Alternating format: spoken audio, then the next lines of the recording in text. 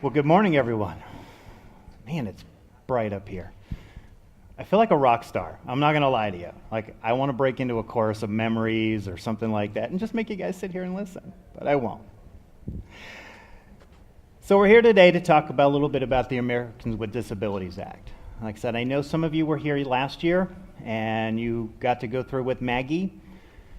We're going to kind of hit most of the same topics. But before we get into all that, I do want to kind of point out that I am with the Rocky Mountain ADA Center. The Rocky Mountain ADA Center is under a grant. We do not, however, provide legal advice. We just provide guidance.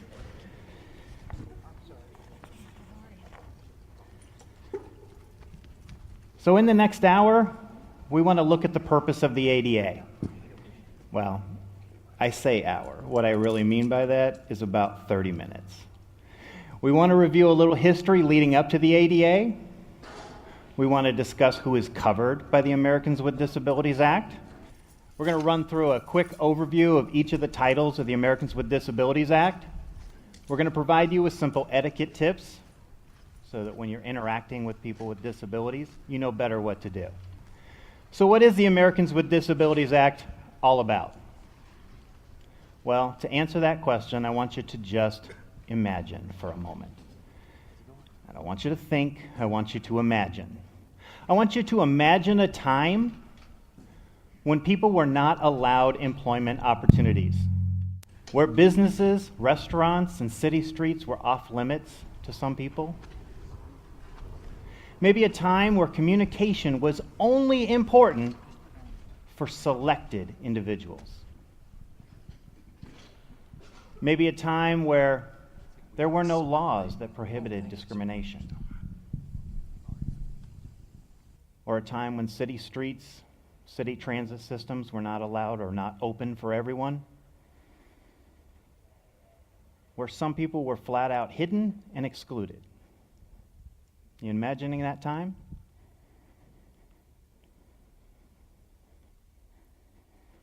Does a picture like this remind you of the time that you were thinking of? White men's restroom only. How about a picture like this, where women did not have the right to vote? Does that remind you of the time that you might have been thinking of? Or how about a picture like this, where not everyone was allowed to access what the rest of us would? Let's make no mistake about it. Segregation, discrimination are violations of the basic human rights, basic civil rights. And that's what the Americans with Disabilities Act is all about. It is simply a civil rights law. Nothing more. It's just a civil rights law. The ADA is about basic civil rights. It's about basic rights to enjoy the goods and services offered to everyone. It's about basic rights to communicate effectively, about basic rights to access the same areas that everyone can access. It's about the basic rights of enjoying the same activities offered in the community that everyone can enjoy.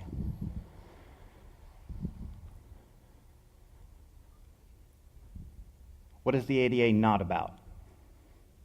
It's not about free money. There are no provisions in the Americans with Disabilities Act for free money.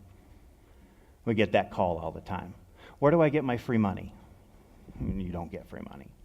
There are other agencies out there that may provide assistance, but not the Americans with Disabilities Act. It doesn't provide better parking when you are utilizing a mobility device. You tell me how good your parking is, even if it is at the front of the building. It's not about political correctness. It's just about the right thing to do. There we go. And there's no special treatment. As we go through the Americans with Disabilities Act and we kind of focus in on a few different things, I defy you to find one thing in here that's special. That just because you have a disability that you get something special. Again, I defy you to find it. So let's talk a little history. And actually, we're going to make this a very, very quick little history because we're going to cut out a lot of this section. But you might be interested to find out that back in 1692, during the Salem witch trials, a lot of those people that were burned at the stake, yeah, they weren't witches. They were just people with disabilities.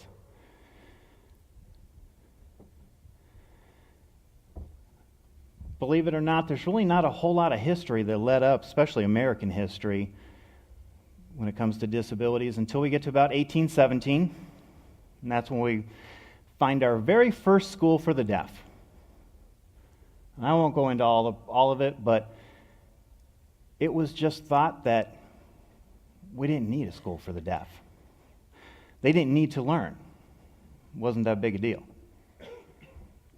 Okay? They actually had to send somebody from the United States or from America to Europe to actually train to even learn how to teach, to learn sign language. Because sign language was just considered a bunch of random wavy noises or wavy things. So I'm sure after that, though, things started looking up, right? Not really. You still had things like P.T. Barnum's circus. All those freaks typically were just people with disabilities.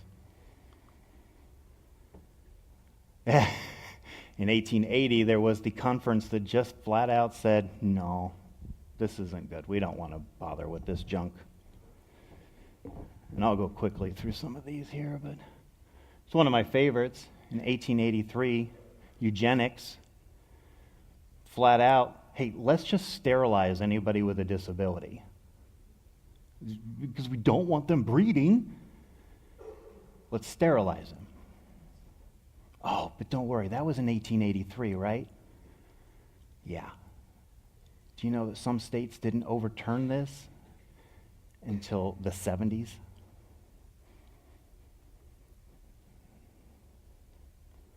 I'm sure things are getting better, though. In 1916, the National Defense Act, trying to help soldiers returning from war.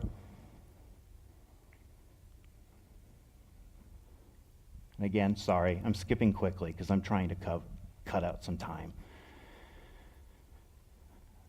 Here's one of my favorites. Supreme Court decided that forced sterilization of people with disabilities is not a violation of their constitutional rights. In the next 50 years, this continued to be in place.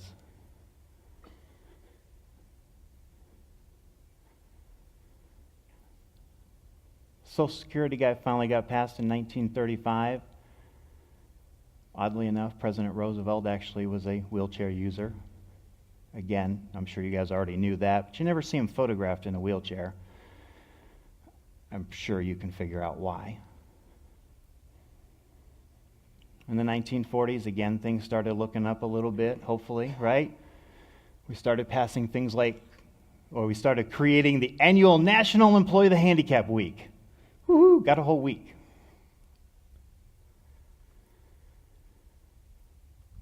In the 1950s is when things really started kind of moving a little bit, right? We're getting closer. No, maybe not. We did start seeing a few changes, and that's good. But there were still ugly laws. In some states, would not have been allowed to walk the streets. Okay? That's scary. Ugly laws. You're too ugly to walk the streets.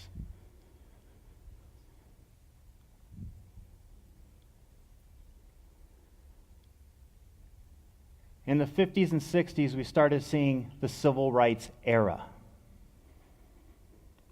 And this is where things really did start to change, okay? At least with the laws. So we started getting things like the Civil Rights Act of 1964, which doesn't specifically discuss or deal with people with disabilities, but it did lay the foundation for. We had the Civil Rights Act of 65, which was basically the Voting Rights Act, fair housing, where we started saying, hey, we need to have some standards here. Architectural Barriers Act, fair housing amendments. So yay, things are moving, right? Maybe. And we finally got to the ADA in 1990. Why is that important? Because it's been, 26 years since the ADA was passed?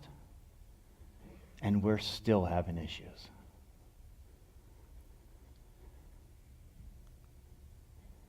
The ADA basically covers everything from employment, state and local governments, public accommodations, so all the stores, restaurants, places that you go to, telecommunications, and transportation.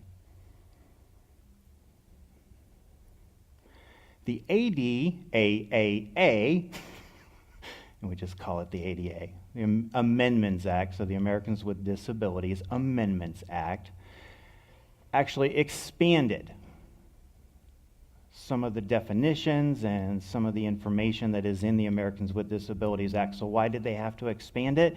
Well, it's simple. The courts got a hold of the Americans with Disabilities Act. The ADA, when it was first brought out, had very little instructions. Like so little that it actually annoyed people, because we like black and white. We like yes and no. We want to know exactly what we should do. Well, the ADA was designed to allow flexibility and freedom, because there are too many different departments and too many different entities and too many different places. So they couldn't write an act that covered everyone and gave specific information for everything. So they left it general and vague. But again, people didn't like that. So the court started interpreting things. They interpreted it to the point where it's like, well, if you were missing a leg, but you had a prosthetic leg, you're not really disabled, because you got a prosthetic leg, right? Wrong. You're missing a leg, you can still have a disability. Great, you have a mitigating tool at your disposal, but you're still disabled. So that's why the Americans with Disabilities Act amended came into play, because we had to restore the intent behind the Americans with Disabilities Act. All right, so who's covered by the ADA? First, define what is a disability. It's a person who has a physical or mental impairment that substantially limits one or more major life activity. Could be things like walking, talking, hearing, seeing, caring for oneself, you name it. There's a whole list. We could run through it. This is not exhaustive in any way, shape, or form, just to kind of give you some ideas. Could also be somebody who has a record of such impairment. So my wife has breast cancer, had breast cancer. So I actually have some protection on the Americans with Disabilities Act. If I show up for a job and somebody says, I wouldn't hire him. His wife had breast cancer. He's probably going to want to take a lot of time off. Yeah, I'm covered there. You don't get to do that to me. Okay? That's pretty fair, I think. It could also be somebody who is regarded as having such an impairment. Okay? It doesn't actually have to be in existence as long as you regard me as having it. So just so you have an idea, back in 2014, okay, so we're not using current, we're 2014, there were 318.4 million people in the United States. That's according to the Census Bureau. I don't make this stuff up. And according to the U.S. Census Bureau, now I'm going to go back even further, just so that you can't say, well, Chris, you're fudging the numbers. Back in 2010, there were 56.7 million people who had a disability. Let's do the math. Now, the Census Bureau actually says 1 in 5. They round one way. I like to round the other way just to be safe. So let's say 1 in 6. Okay? That way nobody can question my math. Because I know there's some mathematicians in here that were already doing the numbers. And while no one said it yet, I know that someone in here is saying, seriously? 56.7 million people? Are you kidding me? I'm not stupid, Chris. There are not that many people rolling around in wheelchairs. There are not that many people that I see walking down the street who have a disability. So why is that? Well, you tell me. Here's a slide with a lot of different people. There are 4 people on this slide who have a known disability. I want you to take a second and see if you can figure out which of the 4 have a disability. It's a test. All right, I'm joking. You got them? You looked at all the faces? And it's not Peyton Manning, I promise you. It's down there at the bottom.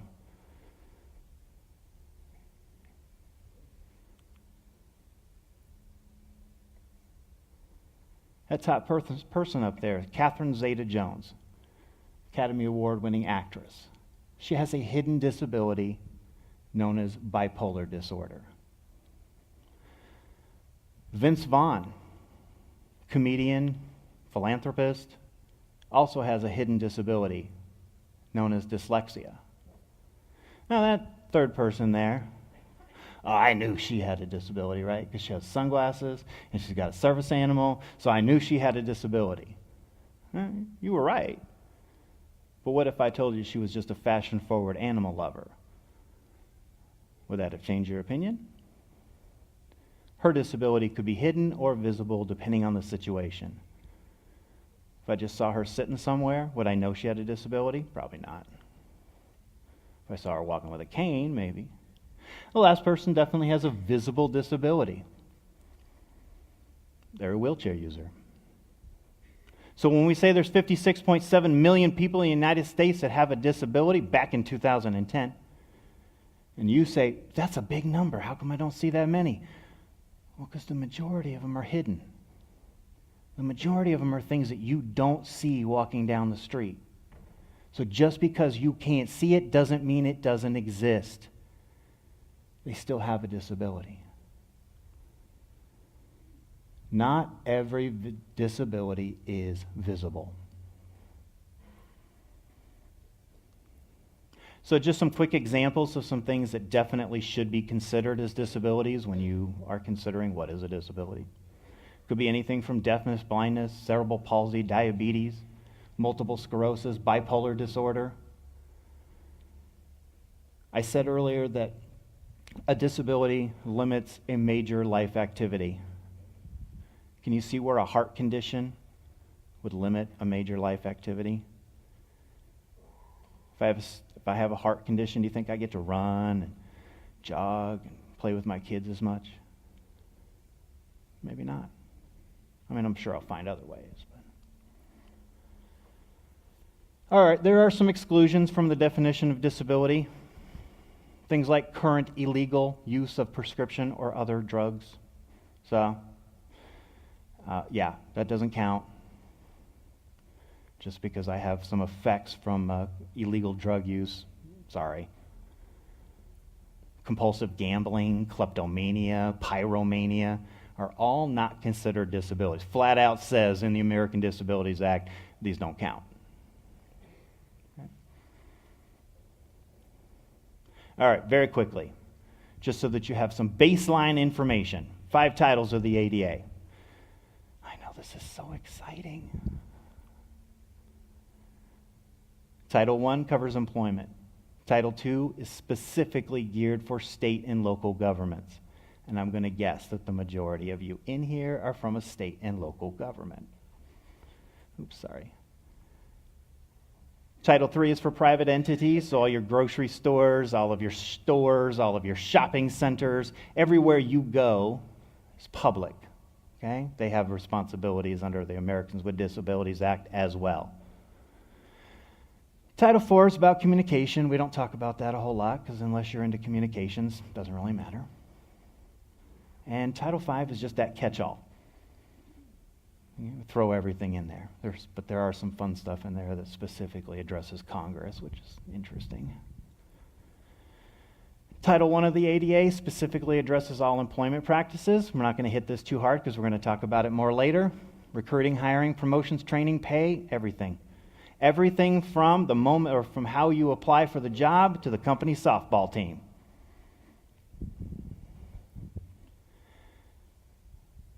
Again, we'll talk about Title I in a little bit, so I'm not going to dive into this one. This is where we'll save time. Title II is focused on state and local government agencies and prohibits discrimination against people with disabilities in their programs, their services, and their activities. What's an activity, a program, a service? Well, it could be everything. Anything you invite the public to come and do, whether it's voting, public education, court systems, Social Security offices, healthcare, maybe you have park systems, everything. When you talk to the public, it's covered under Title II. Okay, it's a program, service, or activity. Again, we'll talk about that more specifically as we go. Title III, again, for our businesses. So some examples of those would be things like sales, service restaurants, theaters, hotels, doctor's offices, child care facilities, you name it. They're all covered under the Americans with Disabilities Act, and they all have responsibilities, like it or not. The law requires that businesses eliminate eligibility requirements that exclude or segregate individuals with disabilities. Okay? Sometimes that eligibility requirement could just be, can I get in the door? Can I make it through your store with my mobility device? Okay. Or is somebody willing to help me if I can't read the tags? Title III of the ADA, these entities must make reasonable modifications to their policies, practices, and procedures that deny access. So, for example, not allowing animals. Okay? We can have a policy that says no pets. That's no problem. But if it's a service animal, it has to be allowed. We get that question all the time. Well, but a couple of my employees are afraid of dogs. Okay. It still doesn't give you the right to deny access to a true service animal. Because a true service animal is there to help the individual. Okay? We'll talk about service animals in a while. Title IV, not going to get into this one too much. Again, mostly covers communication, things like your telephone systems, your over-the-air broadcast, things like that, saying, hey, they need to be closed captioned, and you need to have provisions to make sure that people with disabilities can hear or see. And again, the miscellaneous provisions. This is where the Access Board has their power. So, and who enforces the ADA? Well, if you're under Title I, it would be the EEOC, the Equal Employment Opportunity Commission. Okay? If you're talking about employment, the EEOC is the enforcement agency. Pretty much for everything else, it's going to be the Department of Justice. And nobody really likes it when the DOJ comes knocking. That's not fun. All right. So interacting with people with disabilities. You like how fast I'm moving here?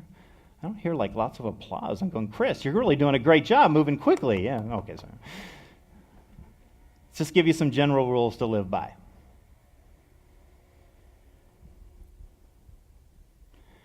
So in most cases, interactions with anyone who has a disability are nothing more than common sense. I want you to keep that in mind as we keep going. Common sense. The golden rule, that's always a good one. What's the golden rule or the ethic of reciprocity? Well, basically, treat others as you would want to be treated. Okay? No magic bullet, just treat others as you would like to be treated. Relaxing is a good general rule. When you're interacting with people who have disabilities, relax. Don't be uptight. Don't stress over whether you're going to say the wrong thing or do the wrong thing. Just be yourself. It's the best way to go. But I will say that sometimes, not always, again, we've got lots of different disability types, but sometimes when you're interacting with people with disabilities, it's best to just take your time. Okay? Sometimes a person with a disability may have a harder time expressing themselves. It may take a little longer, and that's fine. It may take them a little longer to move around.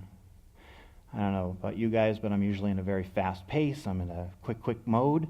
When somebody is like slowly going through that door and I want to get to my Big Mac, I'm not a happy person. Relax.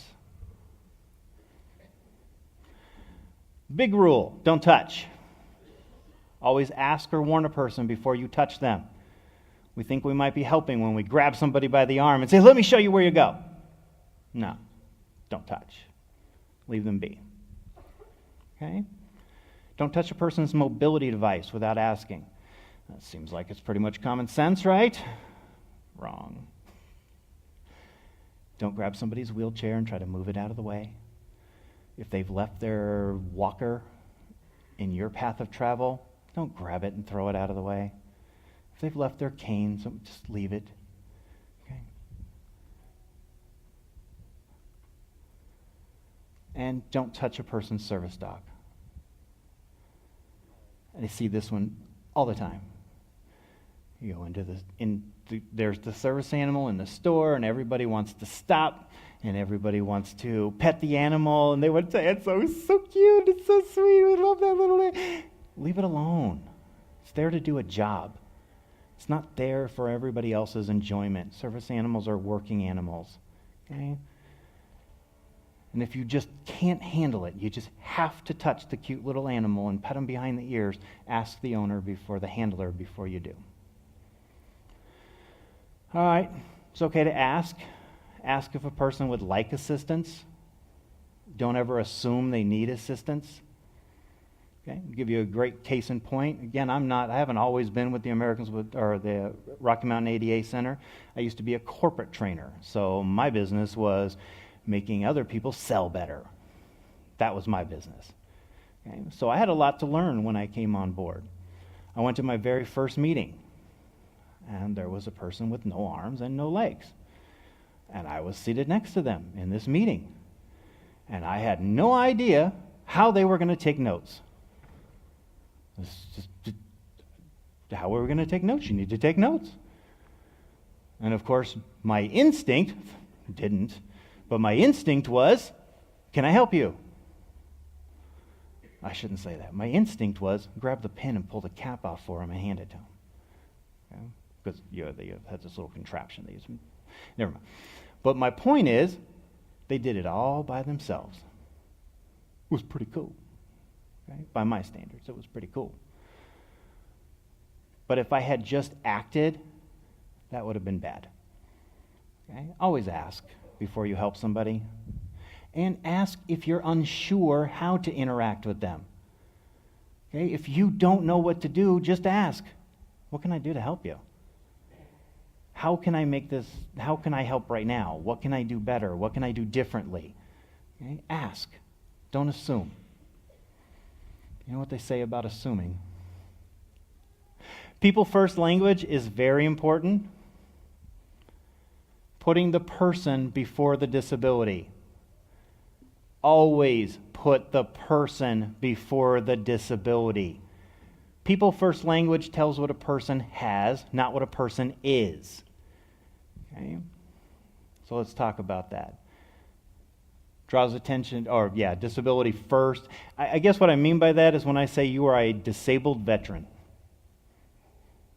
What does that tell you about the person? It tells you first and foremost that they're disabled. Okay? When what's really important here is that they're a veteran. Right? We hear that one all the time. Heck, there's a whole department of the government that's named disabled veterans. It's not right. You're a veteran first, not disabled. You're not a blind person. You're a person who's blind. You're a person before you're a disability. Always put the person first. You can see why. Again, never disabled person. It's always person with a disability. We fight this a lot in the media. They're finally starting to come around.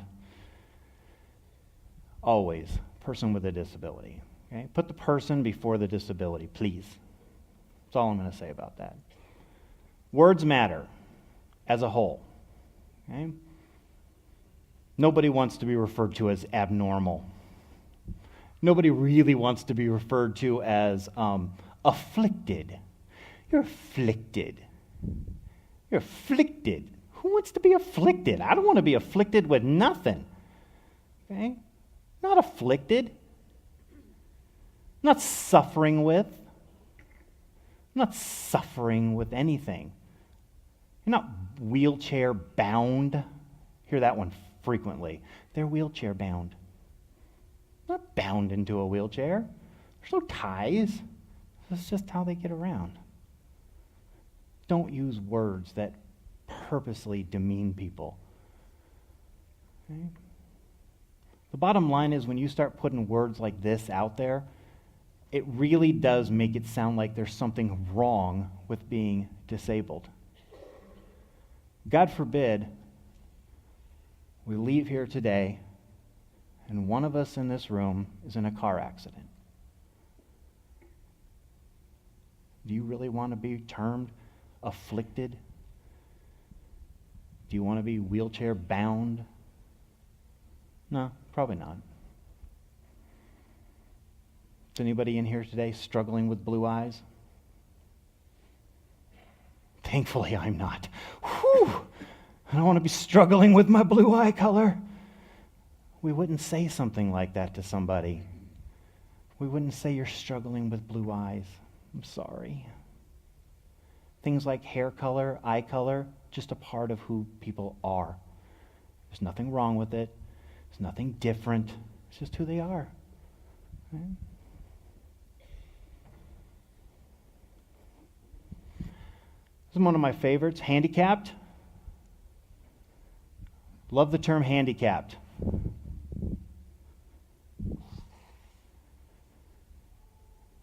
I'm going to come up here because I have to read this a little closer. So in golf, any golfers in here? Not me, I can't golf at all. At all. Me in the golf course is a bad thing. So a handicap in golf, though, is a numerical measure of a golfer's potential, right? Bottom line is they can't golf as well as everyone else. Maybe they get a handicap. I don't understand the golf as a whole, so bottom line, I just know that in golf we have handicaps, right? Because you're not as good as someone else. Those golfers who didn't raise your hand, you know what I'm talking about. In bowling, you got the same thing. In bowling, you have a handicap because you're not as good as someone else. Because if I was bowling, I don't know what my handicap would be like 280 just to put me on par with everyone else. In sports, you get a handicap when you're not as good as everyone else. I might have gone too far. I've left the range of my clicker. There we go. Handicap implies that you're not as good as everyone else. So quit calling people handicapped. Don't use the H word. Okay? You're disabled. You're not handicapped. A person is disabled. They're not handicapped. Okay? I know this was the term for many, many years, and there's still some controversies in the disability communities and what we should do, and you'll see it on parking signs, for goodness sakes. Okay? But somewhere that has to change, because it is offensive to people. Don't use the word handicapped. All right. Common expressions are perfectly fine. Things like, did you hear? See you later. It's all right to say these kind of things. Even if you're talking to somebody blind, it's perfectly fine to say, hey, I'll see you later. When you're talking to things like mobility, disabilities, make sure you speak directly to the person, not over the top of their head. You'll see this one a lot. If you were going to have an in-depth conversation with somebody in a wheelchair, how about we pull up a chair? Okay? To the person in the wheelchair, do they really want to be staring up at you all the time? You ever had to sit in the front row of a movie theater? Kind of stinks. Yeah, you got the movie, just like everybody else. But did you get the same? No. Keep things like ramps and paths clear. See this a lot when you go to 7-Eleven and they right outside, or I don't know if you have 7-Elevens around here because I haven't driven around at all. When you go to the convenience store and they've got the ice machine out front and they got a pallet full of wood and they got some other stuff and it blocks the access, well, fine, I can step around it, but if I'm in a wheelchair, how do I? I don't know.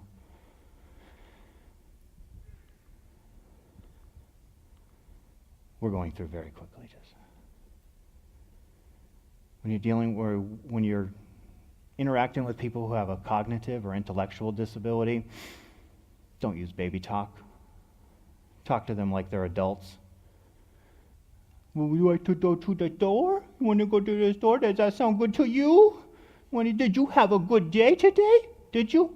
No one wants to be talked like that. You talk to me like a baby, I'm probably going to pop you. Knock it off. I'm not a child.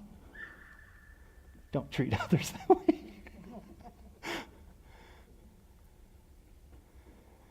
Psychiatric disabilities, again, this one is I'm going to throw it up there just so you guys can see some stuff, but bottom line is you're probably not going to know somebody has a psychiatric disability unless you have an intimate relationship with them. It's generally not the kind of thing that they just walk around going, hey, I'm bipolar. How you doing? I'm Chris. I'm bipolar. Nice to meet you. Okay? You're probably not going to know that unless you have some type of an intimate relationship with them. But if you do, be calm, be supportive. Okay? And avoid stereotyping. Remember that things like bipolar, it's just a diagnosis. It's not who they are. Okay? It's a diagnosis.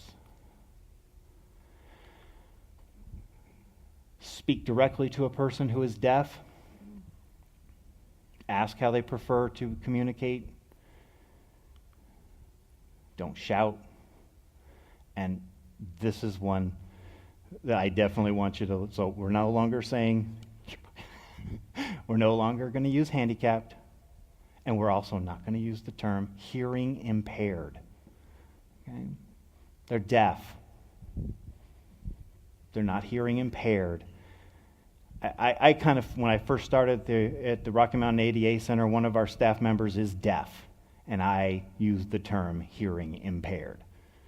He about lost his mind on me. Okay? I'm not hearing impaired, I'm deaf. Okay? Don't call me hearing impaired. Sorry. And he explained why.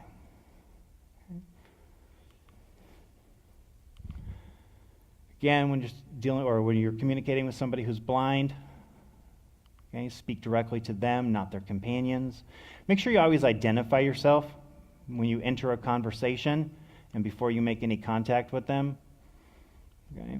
And if you're giving them information in a written format, it might be a good idea to offer to read it to them or offer an additional or a different format. Okay? I'm not going to get into sight guiding. Most of us will never do that. Biggest thing I can tell you when somebody has a speech disability, maybe they have a big time stutter, I don't know. Be patient. Seriously, just be patient. When it comes to communication, it's one of our rights. And I don't know about you, but I know when I'm at home and I'm fighting with my wife, and usually what will come out of my mouth at some point is, are you not listening to me? Huh? I know somebody in here who's had that same argument with their spouse. Are you not listening to me? We want to be heard, right? We want our voice to be heard. I want to tell you what's going on. I don't want you to finish my sentences. Just tell me what's happening, or let me tell you what's happening. I got it under control. Oh, and gosh, don't pretend you understand if you don't. It's perfectly okay to keep saying, I'm sorry, I didn't get that. Could you write that down? All right. Usually a session like this, and I'm only going to hit this one time, because when we get to the slide later on, I'm not going to cover it again. There are ADA centers across the country. Yours is the Rocky Mountain ADA Center. The Rocky Mountain ADA Center will answer your questions about the Americans with Disabilities Act and, in most cases, related laws. Okay? You got questions, we got answers. A session like this, nobody really wants to ask a question, and even if I gave you time, you weren't going to do it. So that's fine. But if you have questions, contact us. Call us. We'll be glad to answer your questions. You can get us at the Rocky Mountain ADA. I don't like to talk on the phone. I hate to talk on the phone. I don't even like to order Domino's. Right? Now that they have Domino's apps, I'm a happy person because I don't have to talk to anybody. which is fine, because you can go to our website and you can ask a question electronically. Just send us the question and we'll send you an answer. Okay? That simple. I would ask you guys to do me a favor. I would like you to get up, take a 5-minute break, stretch your legs, come back in here. 5 minutes, because we're going to be starting whether you're here or not. Okay? But I don't think you need to get up. So let's get this party started, because I know everybody would rather just get through this and be able to leave. All right, remember the Rocky Mountain ADA Center does not provide legal advice. We do provide guidance when it comes to the Americans with Disabilities Act. That's all I have to say about that. Rocky Mountain ADA Center is one of 10 centers nationwide. All have a grant to assist people with understanding and guidance on the Americans with Disabilities Act. All right. We talked about this before. Who's protected under the Americans with Disabilities Act? Anyone who has a substantial limitation to a major life activity. We're not going to cover this too much. Right. Under Title II, so we mentioned that there are 5 titles. Under Title II, that's the one that specifically addresses state and local governments. Okay? All departments, agencies, the special purpose districts, and other instrumentalities of the state or local government. So everything the state does is covered under Title II. Title II applies to all programs, services, or activities. It also applies to contractors and people that you hire outside. Okay? So just because we hire somebody to do something for us doesn't mean it lets us off the hook. We still have an obligation. Okay? Again, not going to cover this too much. Equal treatment, basically, ADA is all about civil rights. These are just the basic principles of the Americans with Disabilities Act. Title II talks about policies, procedures, and practices. The things that the state or local government does and how they need to be accessible to people with disabilities. When we look at things like policies and procedures that state and local governments have, many of them are routine policies and practices. They're not meant to exclude people. I don't truly believe that most people set out to discriminate, but that's not always what truly happens. Okay? Because a lot of times you get the frontline employee that says, but these are the rules. And they forget that sometimes we need to change the rules. So maybe at the Department of Motor Vehicles, the procedure is I arrive, I get a ticket, and I stand in a very long line. Okay? What if I'm a person who uses crutches?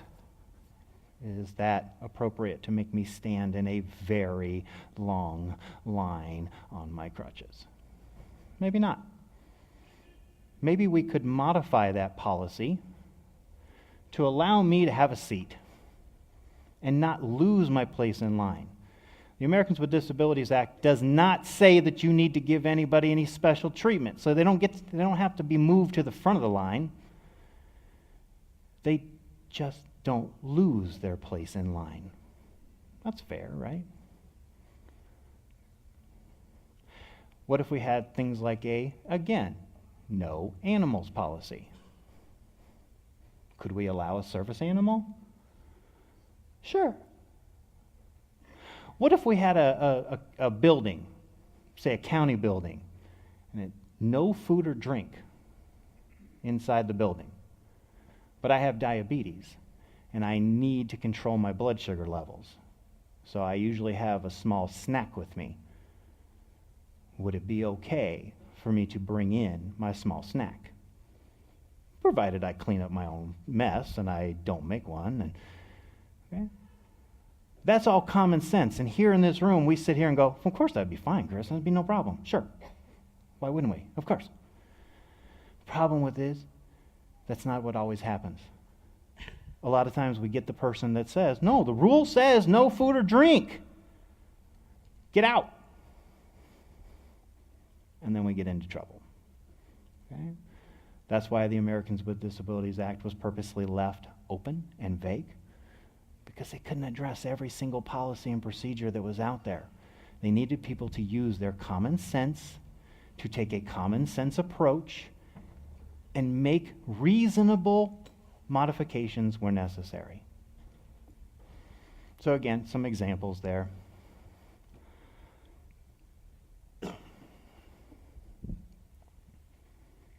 Oh, yeah, maybe we have a test that somebody has to take. It's only provided to them in a written format. But the person has dyslexia. Would it be okay to provide that same test in an audio format? Sure. It's the same test. Still scored the same.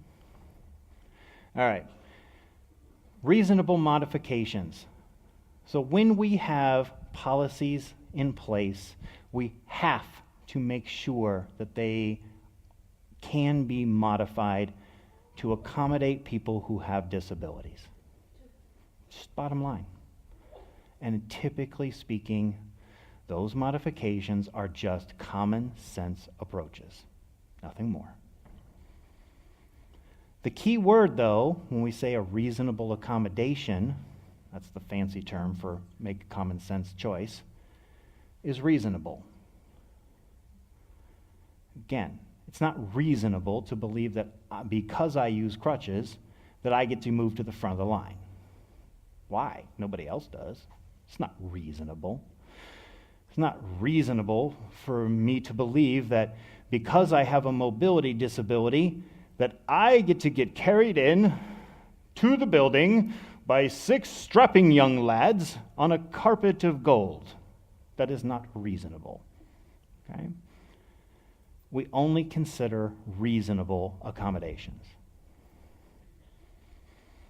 All right, another key element of Title II would be communication. Communication is huge.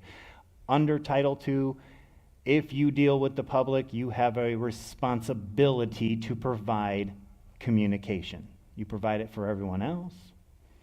It's an essential part of dealing with the public. Okay? The ADA requires that public entities take steps to communicate effectively with people who have disabilities. Now, in the ADA, they use this fancy term called auxiliary aids and services.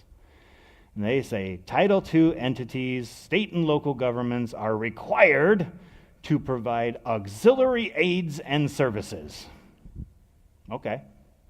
What the heck is an auxiliary aid or service? It's not really that fancy. It's just anything that lets people communicate. That. Could be things like an interpreter, video remote interpreting, something that's printed in large print, not just the standard fonts, things that are provided in an electronic format so that I may not be able to read it now, but I can go home and read it on my computer with my screen reader. Could be any number of things. And again, the Americans with Disabilities Act just had to put a fancy term on tools. Tools that help people communicate. That's it. So auxiliary aids and services are nothing more than tools that help people communicate. How do you figure out which tool to use, or auxiliary aid or service? Well, you always want to consider the nature and the length of the communication. Always consider the complexity of the communication. So a person who is deaf may only need to exchange notes in order to pay a parking ticket. Okay. Do we have to get all fancy? Oh, wait, you're deaf. One moment, I will call an interpreter. It will be 3 to 5 days before I can answer your questions. Okay, probably not needed. Why don't we just write some notes? Okay, pretty simple. A person who is deaf attending a town hall meeting, on the other hand, do you think exchanging notes is going to be the most effective form of communication? Probably not. I'm doubting that trying to jot notes back and forth is probably not going to be the best. So that's where we start coming into things like cart services, where we have somebody who actually is putting the spoken word onto a screen that everybody can read. Okay? I don't know about you guys, but when I go to some big graduation ceremony somewhere or whatever, I'm not deaf, but I sure like those cart services because I can never understand what they're saying.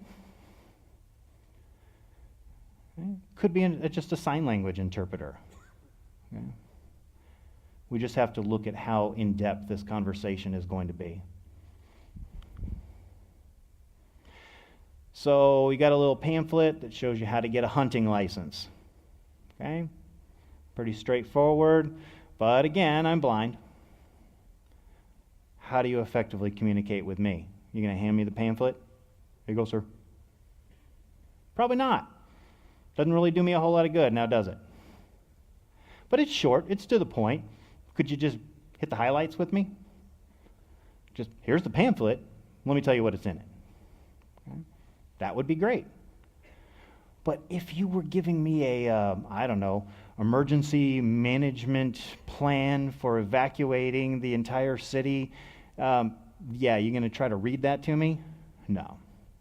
You're probably going to provide that to me in an electronic format. Okay? Something that I can go home and read on my screen reader on my own. So again, how do you figure out which one to use? Evaluate the nature and length of the communication, the complexity of it. And then another big way, ask. If you don't know, ask. How best can we help you? All right, we're going to cover about communication in a little while, so we weren't going to hit that one too much more. But again, programs. We already know that public entities have an obligation to make sure that their services programs are all available to people with disabilities, right? You got that? Okay, so what is a program? This is a very difficult one to answer for you and is straightforward. So I'm just going to give you some examples. How you go about getting a hunting license, that would be a program, activity, or service. If you were having an art expo, would be a program, a service, or activity. You're inviting people to come check out this art. Do we need to provide that same accessibility? Yeah. Childcare, job vote postings, voting, museums, sports teams. Anything you invite the public to participate in would be considered a program, service, or activity. All right. Public entities have an ongoing obligation to ensure that individuals with disabilities are not excluded from programs and services. Typically speaking, when we talk about that, people think it's about getting inside the building, right? Hey, don't worry, man. Our building's all ADA compliant. Right, but you've got all the art on display. How does somebody who is blind have any idea what it is? Is that fair to them? They may not be able to take in the beauty and the majesty of the artist's individual brush strokes and stuff. But then again, I don't either. I just look at it and go, cool. Looks nice. But we do want to make sure that they have the ability to partake in the same event. Okay. So again, talking about people always thinking that it's all about the structural changes. All right, so we'll address this a little bit. Okay, I hate the structural part of things. This is not my area of expertise, but I will talk about it because you do have an obligation to make sure that things are structurally able to get into physically. I think we'll talk about it in a second. Keep in mind that many of your services, programs, things like that are available online only. So you have to make sure that your websites are accessible. There we go. Facility access. The structural changes. So keep in mind that when we talk about structural changes, they're not required where other solutions are feasible. So, give you an example. The offices that need to be accessed are on the second floor. The only way up there is a set of stairs. Okay? Do I have to put in an elevator? No. Could I move the offices downstairs? Yeah. Okay? If I can't move the offices downstairs, are there other alternatives? Yeah. Maybe I just provide the service downstairs, not the whole office. But there's some caveats with that, and we'll talk about them in a bit. Bottom line is, there's no law that says you have to make every building, everything, accessible structurally. Okay? It just says you got to be able to access the services. If you are going to make structural changes, you darn well better make sure that they meet the ADA standards for accessible design, unless it's technically infeasible to not do it or to do it. So, give you a quick example of kind of what this means. Bottom line, let's say that I needed to put into a ramp in order for people to access this door, right? But I can only make the ramp so long because there's a part of the building right here. Normally I'd step up, I walk right up to the door, but now I got to put a ramp coming out. I don't understand the whole physics of the thing. Bottom line is I don't have enough room to put the ramp the ADA says I should. It's not going to be long enough. Okay? Can I alter the ramp a little bit? Yep. As long as it's still safe. Because I've seen those ramps where it's a death trap. If you tried to roll out of that building, you will die. Okay? It's just not a good idea. Nor could you ever get up it. Okay? Just because I put a ramp there doesn't mean that it's actually functional. So yes, we want to make sure that we follow the ADA standards. There are some provisions that allow us to make some modifications as long as it not going to injure anybody, okay? A significant safety risk. Public entities are not required to make changes to historic buildings. Okay? But that doesn't change the fact that you have an obligation to make sure that the program or service offered inside the historic building is accessible. So I'm just thinking, we've got this Rockledge Ranch out in Colorado Springs, and it's just this great little place that we can go with our family. It's like a working ranch from back in the 1800s, and they got the original buildings, and they haven't modified them, and that's great. But if I use a mobility device, in the 1800s, they were tiny people, and their doorways were about this big. Okay? I can't get through them now. So a person with a mobility device is never getting through there. Do they just never get to experience what it was like in the 1800s inside of a home? No. We need to provide them with something else. Maybe it's a video tour. I don't know. Maybe it's you're not off the hook just because you can't let somebody into that historic property. Entities are not required to take any actions that would incur an undue burden or undue financial burden. Okay? Sometimes the budget's just not there. Sometimes paying $250,000 to put in an elevator into a building that's not very much used is just not good financial resource or use of our financial resources. But I do want to make sure that we understand that if we are using the undue financial burden excuse, I won't say excuse, forget what I want to say. Just bottom line is, if you're going to use it, you got to make sure that it is a department head or above who makes that decision. Okay? And that department head better have some financial input. They better have some input on how the budget is spent. Then they better write something down now, not later, that says why they're not going to do it. Okay? So yeah, you don't have to do it, but you better make sure that you are following the right steps.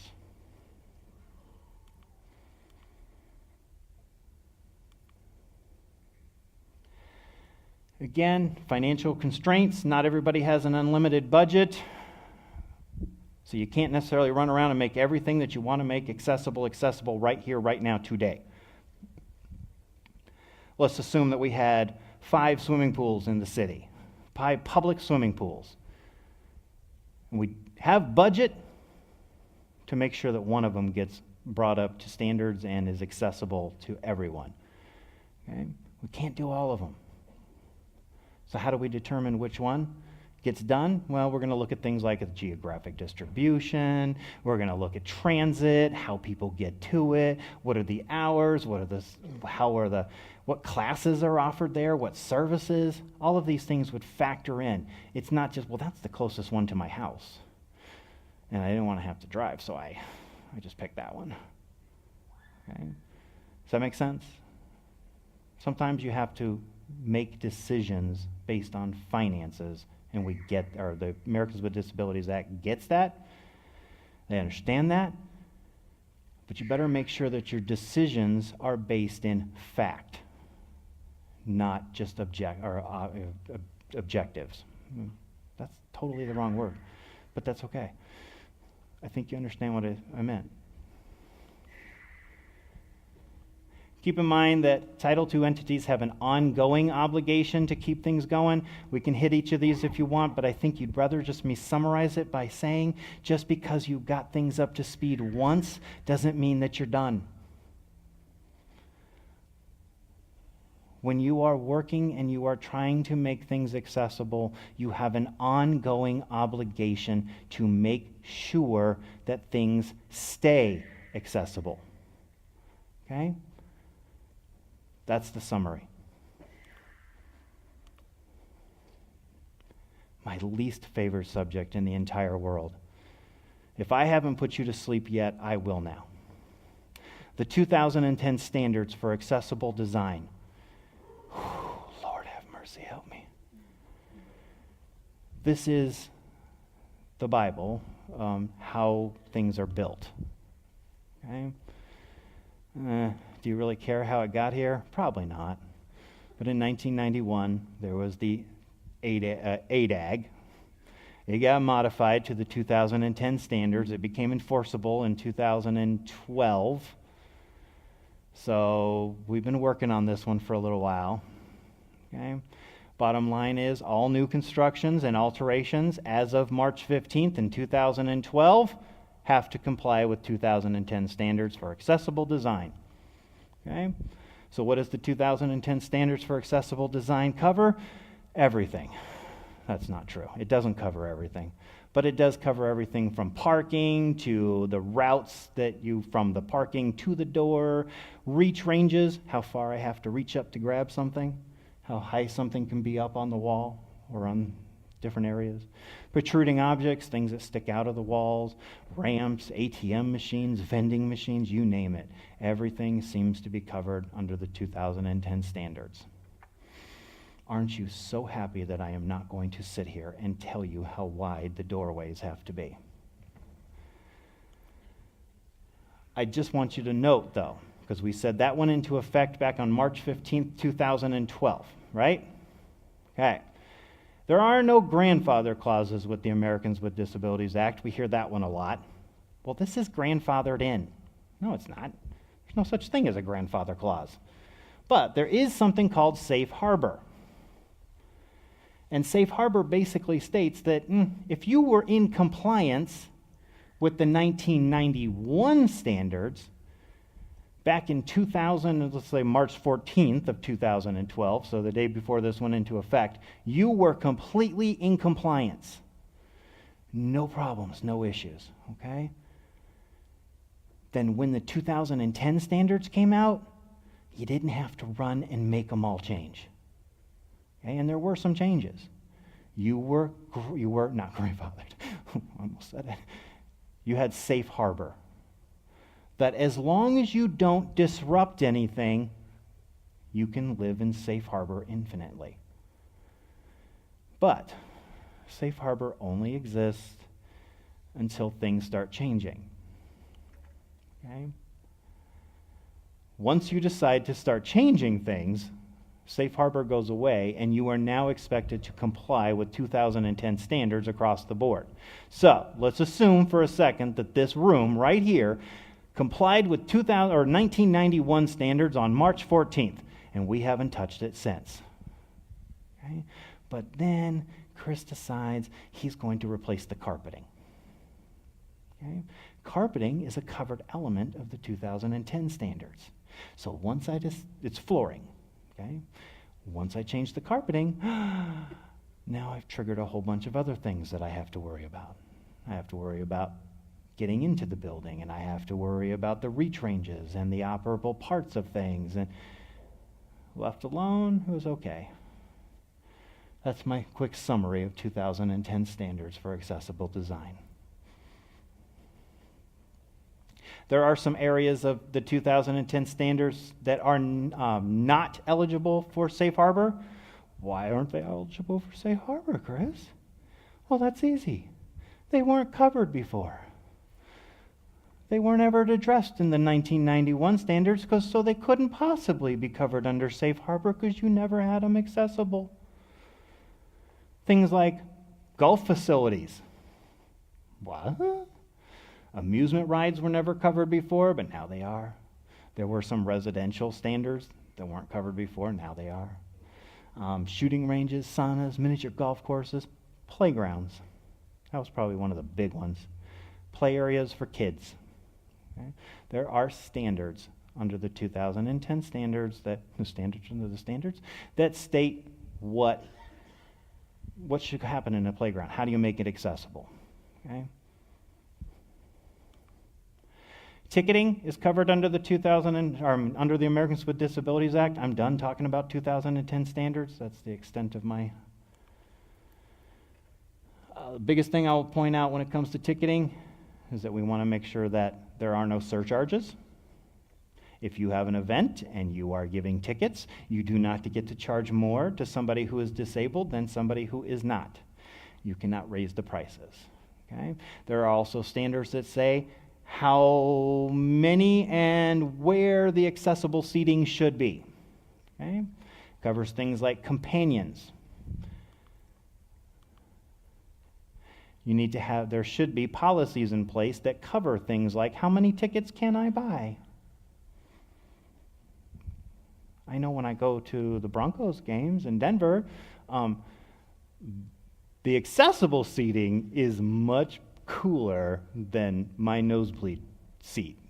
And I don't get to go often, but occasionally. And when I do, it's only in the nosebleed area.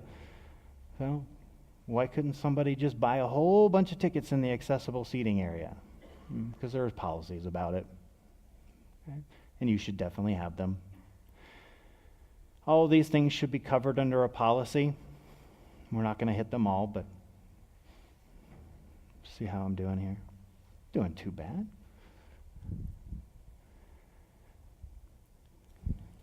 We mentioned it before. Contractors are definitely covered under Title II. You don't get to give away responsibility. You can give away the job and have somebody else do it, but you don't give away the responsibility under the Americans with Disabilities Act. So if that contractor is hiring people illegally, if they're not following standard procedures, if they're not doing what they should be doing, you are liable. Okay? I like it when it just skips really fast. All right. There are some what we call administrative responsibilities under the Americans with Disabilities Act. I know you guys are excited about this one. You've always wanted to know what your administrative responsibilities under the Americans with Disabilities Act are. Well, I'm going to tell you. So the responsibilities under the Americans with Disabilities Act is that every state and local government agency with 50 or more people should name an ADA coordinator. Doesn't have to have that title, ADA coordinator, but every agency with 50 or more employees should have an ADA coordinator, someone who coordinates that department's efforts in compliance with the Americans with Disabilities Act. And don't tell me if your department doesn't. I don't want to know. Don't care, to be really honest with you, because I don't have a badge. But every This is what the Americans with Disabilities Act says. You need to have somebody who's there to help coordinate all the efforts of the government agency. Okay? The ADA coordinator is responsible for the efforts of the entity. They are also responsible for investigating any complaints that come in as far as discrimination is concerned. Okay? It happens. It happens all too often. The complaints come, but that does not necessarily mean that they're legit. And that's where the coordinator steps in. Okay? When it comes to an ADA coordinator, this should not be a secret. Okay?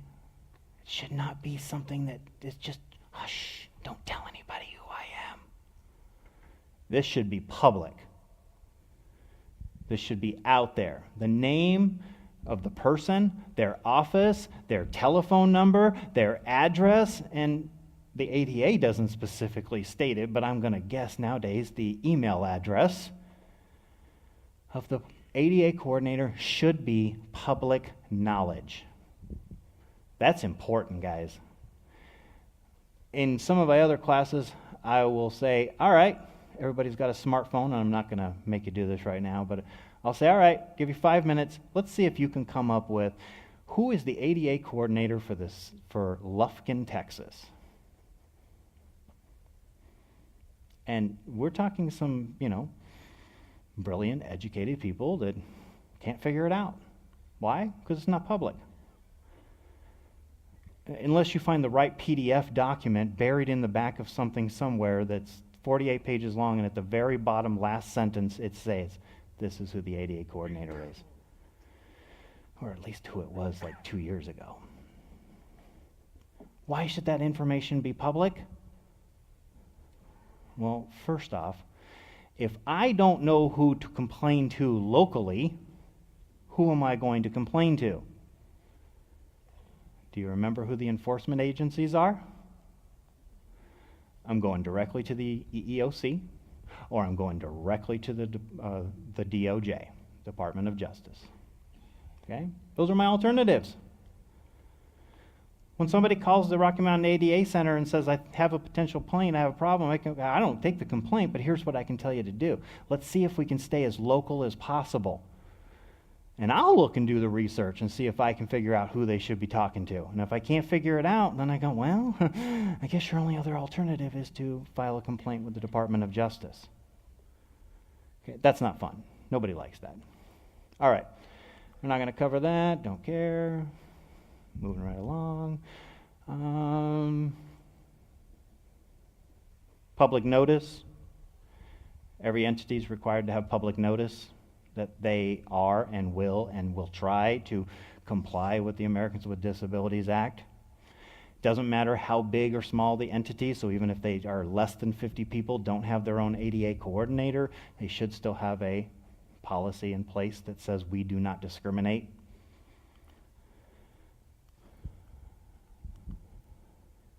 Really? There we go. Again, this should be a public notice. This isn't a private notice. This isn't something that's just kind of pinned to the bathroom wall.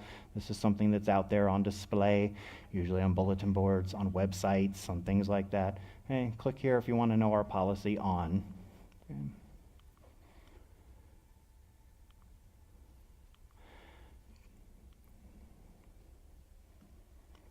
Okay. Now that we've got an ADA coordinator, we've established a policy that says, hey, we don't discriminate against people. We now want to have a grievance procedure. Okay? We've got somebody you can complain to or talk to, but how do you actually go through the process? Because sometimes people have unrealistic expectations. They believe, I lodged a complaint last week. It's been 48 hours, and I don't see anything happening. Right? Can you see that happening? Yeah, people are like that sometimes. So we want to tell them, this is how the process works. We'll get it, we'll review it, we'll do it, whatever. However the process is going to work. And then we also want to tell them that if they don't like our response from the ADA coordinator, this is how they would appeal it. Okay?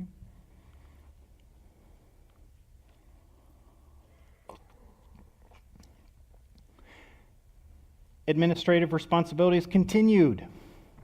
So we've got a coordinator, we've got a grievance procedure, we've got public notice that says we don't discriminate against people. Now it's time for us to actually start looking at our facilities and all the places that we have and determining whether they are accessible. Are the doorways wide enough? Are the doors, the ramps the right, and are there? This is called a self-evaluation. Okay? We'd also want to look at our policies and our procedures. Do we have the policies that we need? And if we don't, are we going to get them? Because there's a lot of policies that you should have in place. Once we're done with that, we can document everything that we find. What this is a self-evaluation. It's described under the ADA. It specifically tells state and local governments to go out and create a snapshot of your current environment and tell us what you've done right and what you still need to fix. Okay? A snapshot, self-evaluation. And then take that snapshot, self-evaluation, and turn it into a transition plan. How are you going to fix it? As we talked about earlier, we pointed out specifically, there's not always the money to fix things immediately. Man, it'd be great if we just got a big blank check that just said, fine, and we hired all the contractors and we made it happen in one fiscal year. Not going to happen. So we have to have a plan on how we're going to make things accessible over time. That's called a transition plan. For a lot of entities, that transition plan is printed in a binder and it's gathering dust in the back of somebody's bookshelf. That's not what the DOJ envisioned or envisions. The Department of Justice envisions something that is living and breathing and constantly changing and being modified, because that's the real world that we live in. Things change. Things get modified. And we need to be able to keep up.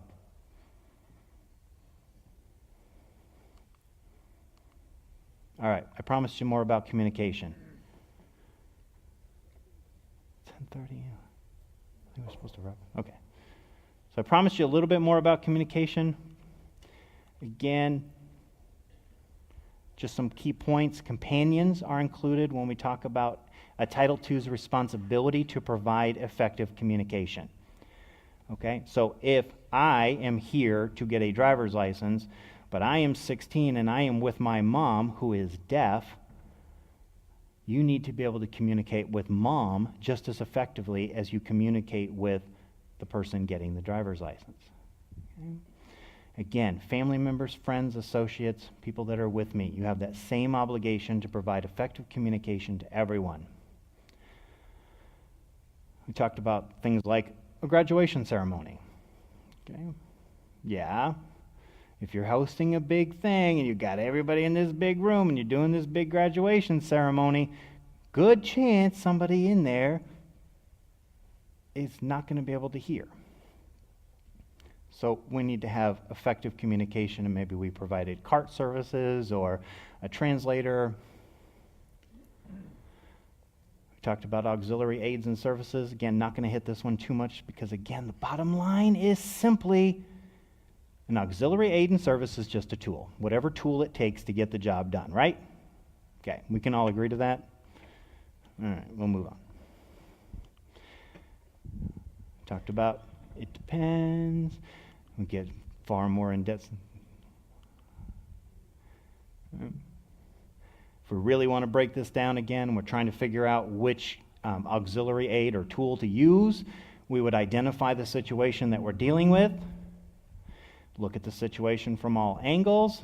So again, if it was just something like a meetings, what difficulties would different disability types face, and then see if we can come up with the appropriate measures to help. Again, in a lot of cases, ask is the best solution. What you need.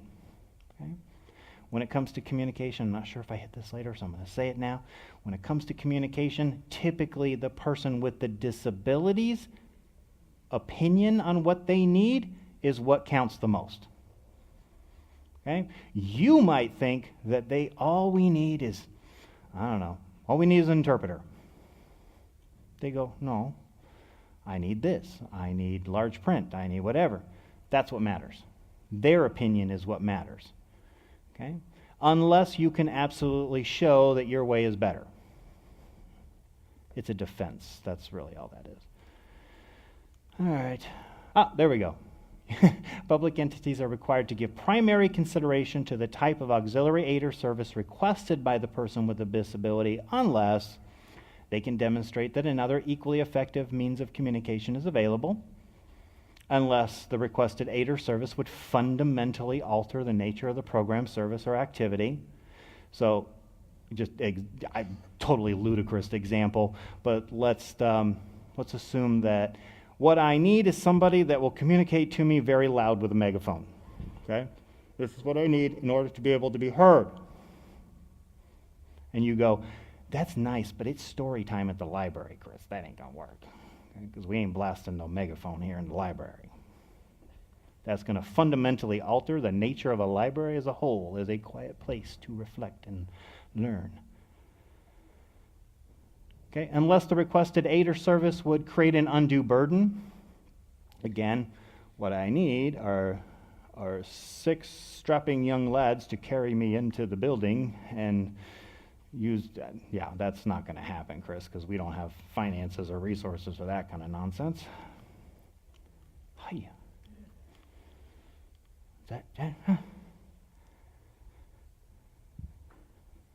Again, just keep in mind when it comes to saying something creates an undue financial burden, always made by a director or above who has input when it comes to how the budget is truly spent. Okay? If you don't have any input on how the budget's spent, don't make the decision. All right, we talked about just generalized. I want to talk a little bit about what is a qualified sign language interpreter. Okay? Qualified sign language interpreters are people that are able to interpret effectively. They have to be able to interpret impartially. They have to be able to interpret receptively, so back and forth. Okay? They have to be able to interpret using all necessary specialized vocabulary and able to maintain confidentiality. So Chris knows a little bit of sign language. Okay? And when I say a little bit, I truly mean a little bit. But let's say I knew a lot.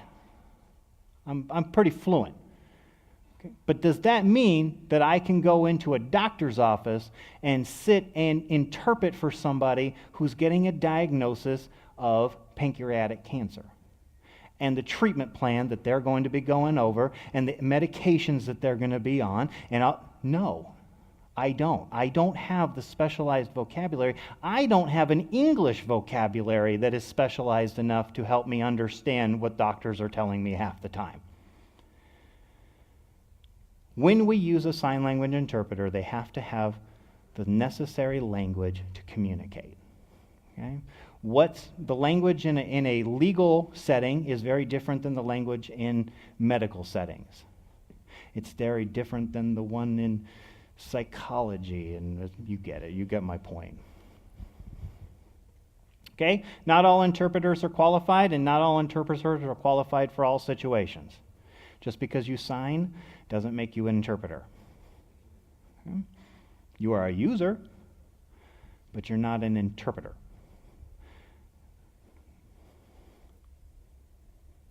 So who chooses and who pays for the interpreter? No one in government likes this slide. Bottom line is, you do. The covered entity always pays for an interpreter. Not the person. The person never pays for an interpreter. I am not deaf, so when I show up and I want to partake in a service that you offer, I don't have to pay anything extra, right? I just get to partake in the service, even if it is I'm paying my parking ticket or I am in court. Hopefully it doesn't happen too often. Why should somebody else have to pay more because of an interpreter? They don't, you do. Okay? But the covered entity typically chooses who the interpreter is. So there's nothing that says you can't work out a contract with a local interpreting company or service, and yeah, no problems there. Okay? As long as the interpreter can provide effective communication, it's all good. And you're not putting any surcharges on the person. Okay? I do want to point out that minor children should never be used as an interpreter except in emergency situations that involve direct threat. Okay? Friends and family should never be used as interpreters except in emergency situations, okay, involving imminent threat. Okay?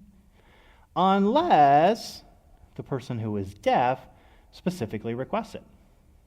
You can't force somebody to use the interpreter of your choice. If they have something that they would rather do, that's perfectly fine.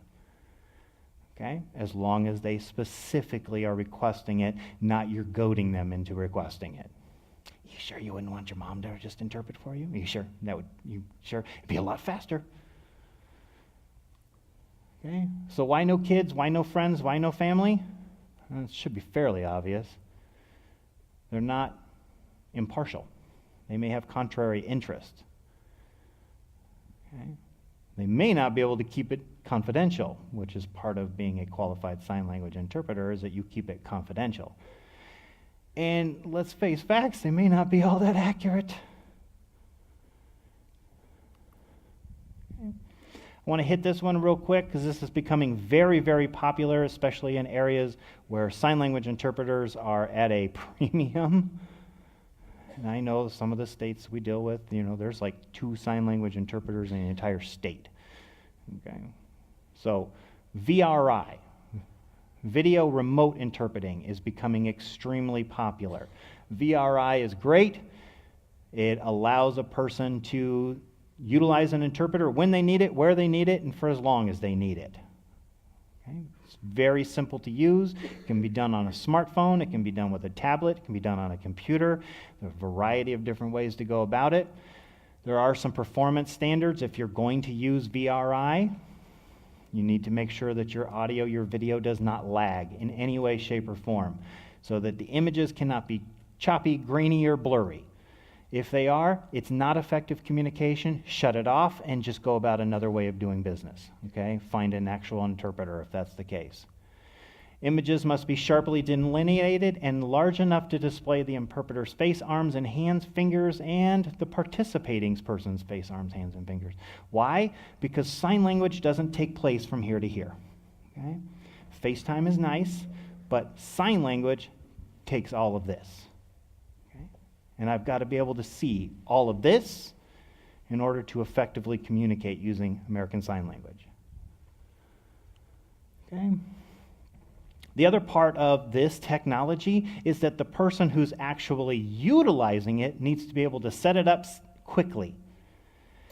Because if you are calling the manager and let me call our IT department, I'm not sure. Okay, give me a couple minutes and that's not effective communication. It needs to be quick, clear, concise, and to the point. Okay? So, again, VRI is not going to work in every situation. I shouldn't say again. It will be effective in a lot of situations. Okay? Because VRI, again, just allows you to contact an interpreter through the internet. You've got one on call. I know there's like a company above where my wife works that's their job. That's what they do. They provide VRI services all the time. I think they're there 24 hours a day. Right? The bottom line with VRI is that it must result in effective communication. All right, computer-aided real-time transcription services. That's the stuff where, again, we might have a person sitting over here to the side that is typing everything I say and putting it up onto that screen. Computer kind of helps them to keep up because some people talk really, really fast and some people talk really, really slow. The bad thing with CART services is it's great because it puts it up all on their screen, right? Okay, but what if you don't read that fast? I know sometimes when I'm watching those kind of things, and we've all done it, okay, you look away and you look back, and now you don't know where you're at, okay, because it keeps changing all the time. You got to have very fast English reading skills, so it may not be right for somebody who has a cognitive disability. Okay? If English was not my first language, it may not be the right solution. Alternate formats. Things, we talk about alternate formats a lot of times: Braille, electronic documents for screen readers, audio recordings, magnification software and devices, transcribers. There's no magic when it comes to these. There's nothing that says you need to have every document available in Braille. Okay? Every document that you hand to the public has to be in Braille. No. Okay? But what we do say is that if somebody requests a document in Braille, you need to be able to get it to them in a reasonable time frame. So if you can't, I've requested it on Friday, but you're not going to put the request in until next Thursday, and then it's got to go to the printer, and then it's going to be 2 to 3 weeks, and then that's probably not the best. You need to find a way to get it done a little faster. Okay? But does it have to be on demand? Maybe not. But electronic documents, on the other hand, that's a different story, because almost every document can be made, and if it's made correctly the first time, can be produced electronically simply. Every one of us probably uses Word at some point in time, and you that little button up there that says convert to a PDF document. If you've created your Word document correctly, your PDF document will be good to go. In case you need it, large print, 18 points or bigger. You want to avoid a few things like italics. Don't print over the top of images. That's bad. Don't use glossy paper. Okay. I am not going to sit here and bore you with this kind of stuff, but it is kind of interesting to know when it comes to websites. I can tell you the vast majority of websites are not accessible. Okay? You'd think they would be, but they're not. Why? Because they do things like that picture that I see as a skull in danger is actually just called image. So to a person with a screen reader trying to look over my website, just sees image. Image of what? Doesn't care, Chris. Just image. That's all you need to know. They don't properly alt tag. Okay? Alt tag just tells the reader or tells a person in a written format what that picture is. So this is instead of image of George Washington at Valley Forge. Okay? Image of George Washington and Lafayette at Valley Forge. That's all it really takes. Just tell me what the image is in most cases. We'll cover that more. CAPTCHA. Everybody loves those things at the end where you have to try to figure out what that word is. You've seen those go away, thankfully. Why? Because they're completely inaccessible. I can never figure out what those things are half the time. I hit that little refresh button and I keep looking for one that makes sense to me. Okay? How does a person utilizing a screen reader figure it out? Because you can't put it as an alt tag and say, this says, Urityama. Okay? You can't say it because then the computer would, or the hacker would be able to figure it out, or the bot would be able to figure it out. So people are moving, or a lot of web is moving towards, good Lord, towards logic-based questions, okay, which can make a little more sense. Again, don't want to bore you with all these things. Captioning for videos is very, very, very important. I won't play this video, largely because I said there were no videos on my presentation, but then I lied. Okay. Got any idea what this video is all about? Yeah, me neither. Without captioning, this is nothing. How many times you've been to an airport restaurant and you find a few minutes to sit down at the airport, waiting between flights, and you're at the sports bar part and you're looking up at the screen and there's no captioning and you have no idea what's being said and what's going on. Okay? But when they have captioning on, thank goodness.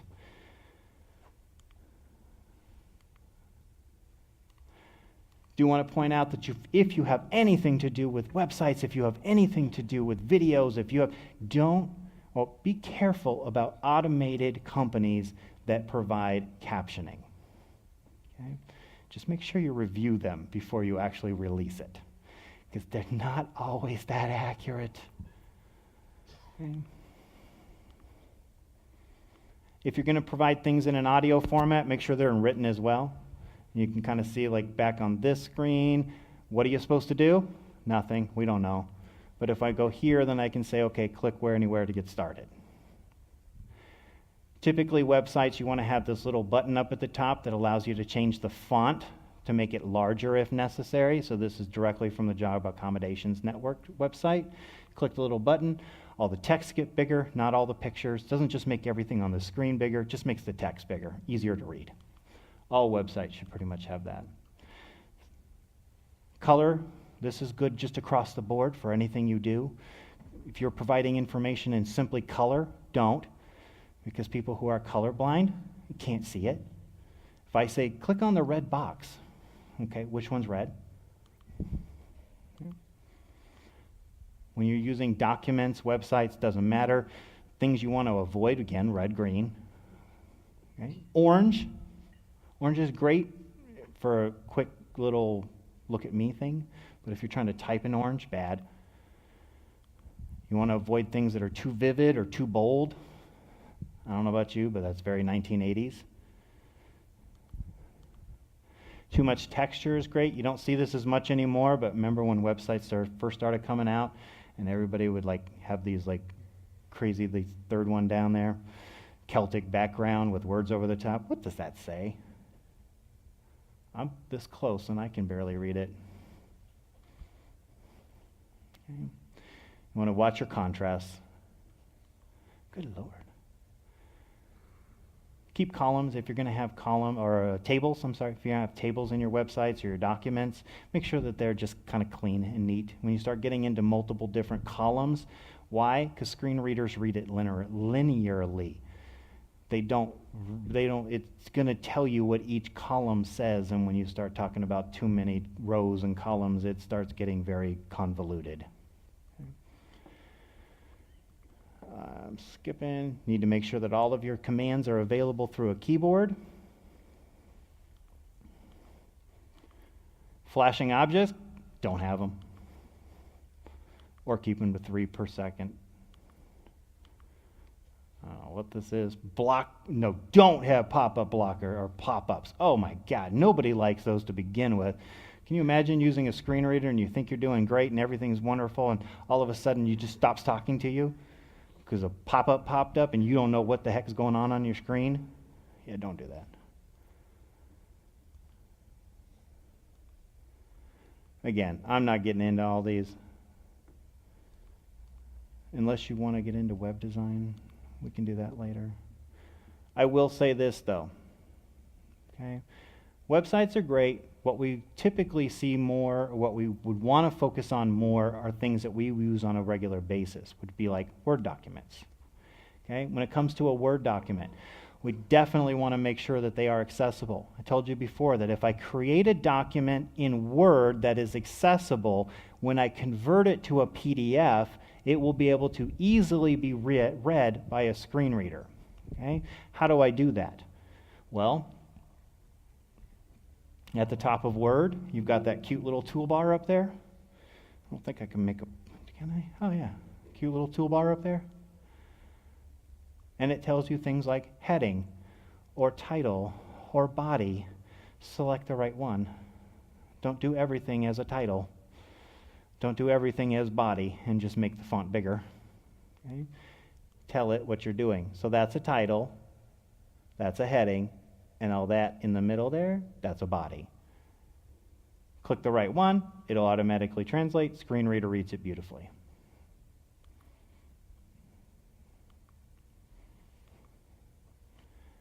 Gives you a little closer up there. If you're going to drop a hyperlink into a document or an email, don't just drop the copy, paste, right? Because to a screen reader says, hyperlink. Hyperlink to what? I mean, is this a hyperlink to the college or university that I'm wanting to check out, or is this a hyperlink to the, to a porn site? I mean, I don't know. Okay? How do I go about really putting one in here? It's easy. If you go up to the top and you hit insert, okay, it'll come up with this cute little insert what? And that's when we can simply tell it, I'm sorry, I think you right click on.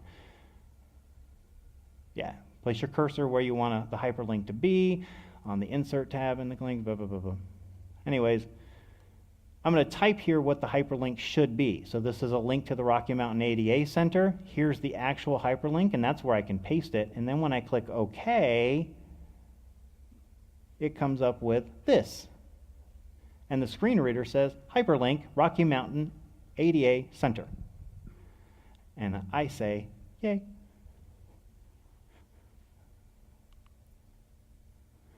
Avoid using repeated or blank characters. Theirs are bad. When you are creating a cell, don't use these little, you just kind of collapse the cell because it looks good. Don't do that. Because the screen reader says blank cell. You do that too many times and a person just assumes that we're done. It's a blank cell. I can click off now.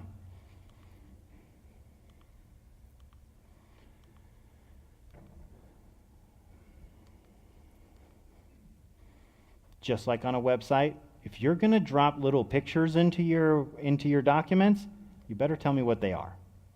Okay? You need to tag this and tell me what it is. So if you've got this image of a star, you need to tell me it's an image of a star. Image of a person laughing.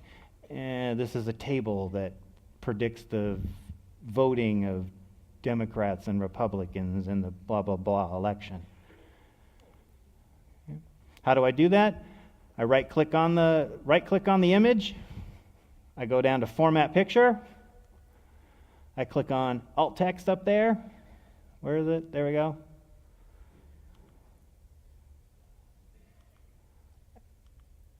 And then I type in what it is. So this is like a laughing emoji. I didn't put anything in the title, no problem. I just tell me what it is. So now when I hover over it, I go backwards. Oh, sorry.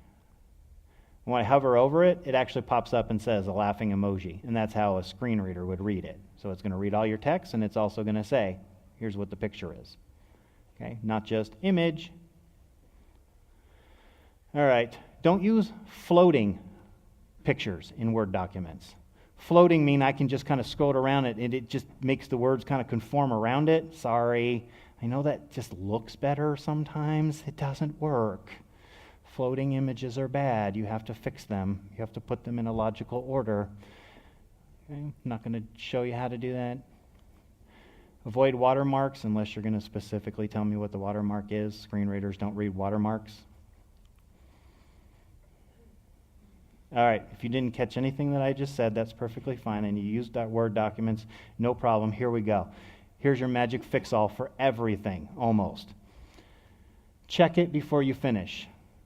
If you click on File, right there, click on it. Then click on Inspect Document. Okay? And check for accessibility issues. It will come back and tell you everything you've done wrong. So I've got repeated blank characters. That's really all I did wrong on that one. Go fix them. Okay? Before you send it out, check it.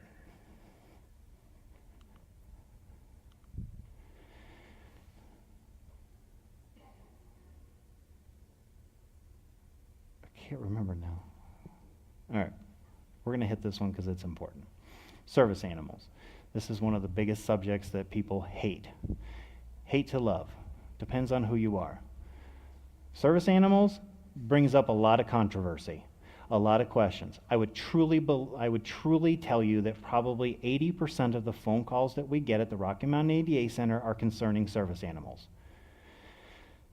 Keep in mind that 97% of all statistics are made up on the spot, but 80% of the phone calls that we get are probably about service animals. The ADA is very, very clear about service animals. A service animal is a dog that is individually trained to do work or perform tasks for the benefit of an individual with a disability, including a physical, sensory, psychiatric, intellectual, or other mental disability. There are some provisions for miniature horses. I'm not going to get into that right now, but bottom line is that there's not a law that says miniature horses, but there are some provisions that the Americans with Disabilities Act can see that some people are allergic to dogs. So how could I have one as a service animal? Not to mention that horses live longer. Okay. All right, under the ADA, comfort, therapy, or emotional support animals have they get nothing. Why? Because they're not specifically trained to do a task. Okay? So comfort, emotional therapy animals have no protection under the Americans with Disabilities Act because they are not trained to do a specific task. But Chris, they calm me down. No, you reach for them to calm yourselves down. Okay? They don't do nothing. They exist. They do their dogly duty. Okay? That's their job. Now, can an animal be trained to sense when my heart rate is accelerated, when I have reached an agitation level, whatever? Can then that dog now come to me and do something that helps to ground me? Maybe helps remind me that, hey, it's okay. You're in this space. It's all right. Okay? That's a task because they've been trained to sense something and do something about it. But just existing as an emotional support or a therapy animal does not give them any protection under the Americans with Disabilities Act. All right, service animals must be allowed in all areas. This is just an absolute. They are allowed in all areas that the public is allowed into. You don't get to pick and choose where service animals go. So just because somebody might have an allergy against dogs or they're scared of animals, it's not a right to refuse somebody access. Okay? You can't. Small provision where it would fundamentally alter the nature of the service program or activity. So let's assume for a second that I have a wolf exhibit at my local zoo. Okay? And dogs are kind of a prey of wolves, especially the small dogs. And when I bring a dog into the wolf exhibit, they go nuts. Okay? That's fundamentally altering that particular program. It's changing everything because that's not how wolves act, typically. I came as a zoo patron to see how wolves interact and how they do their... Okay, but when you bring a dog in and they go freaking crazy, then I'm not seeing what wolves really do. So we can make some provisions and say, I'm sorry, but no animals would be allowed in this particular area. Okay, for these reasons. Rest of the zoo, no problem, but not in the wolf exhibit. All right, public entities may only exclude service animals if the dog is out of the control of the handler. And by out of control, I don't mean, whoo! Just because they barked once doesn't mean that they're out of control, but we have all seen it. That dog's going crazy. It's running around, it's sniffing everybody, it's just making you feel, and they're not controlling it. That's out of the control of the handler, and you may ask that animal to leave. Never the person, but the animal can be asked to be removed. Okay? Again, a momentary thing, we understand they're dogs, they're animals. They can't be perfect all the time. Momentary, as long as the handler can bring them back under control. Typically speaking, a service animal needs to be on a leash, but not always. Why not always? Because some service animals can't do their job if they're on a leash. If the job is to pick things up that I've dropped or How can it do that if it's on a leash? I may not even know that I dropped it. So I'm 25 feet away. As I keep on moving, the dog runs back, picks up what I dropped, and brings it back to me. Okay? Can't be on a leash, but typically needs to be on a leash.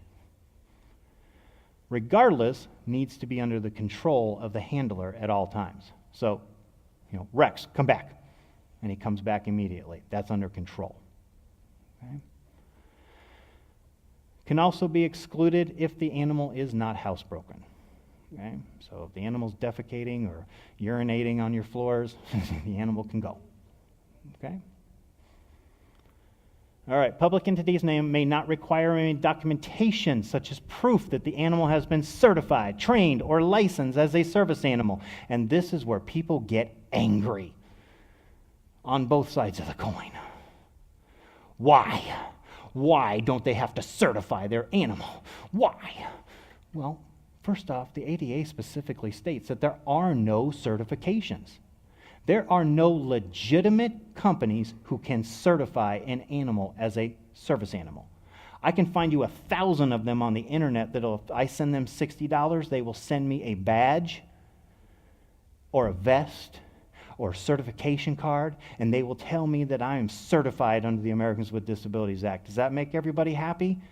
Yeah, you know what? A lot of people who use service animals do just that. Just for that reason, because it keeps people from harassing them. They just whip out the card and go, here you go, I certify. There are no certifications. None. Zip, zero, zilch.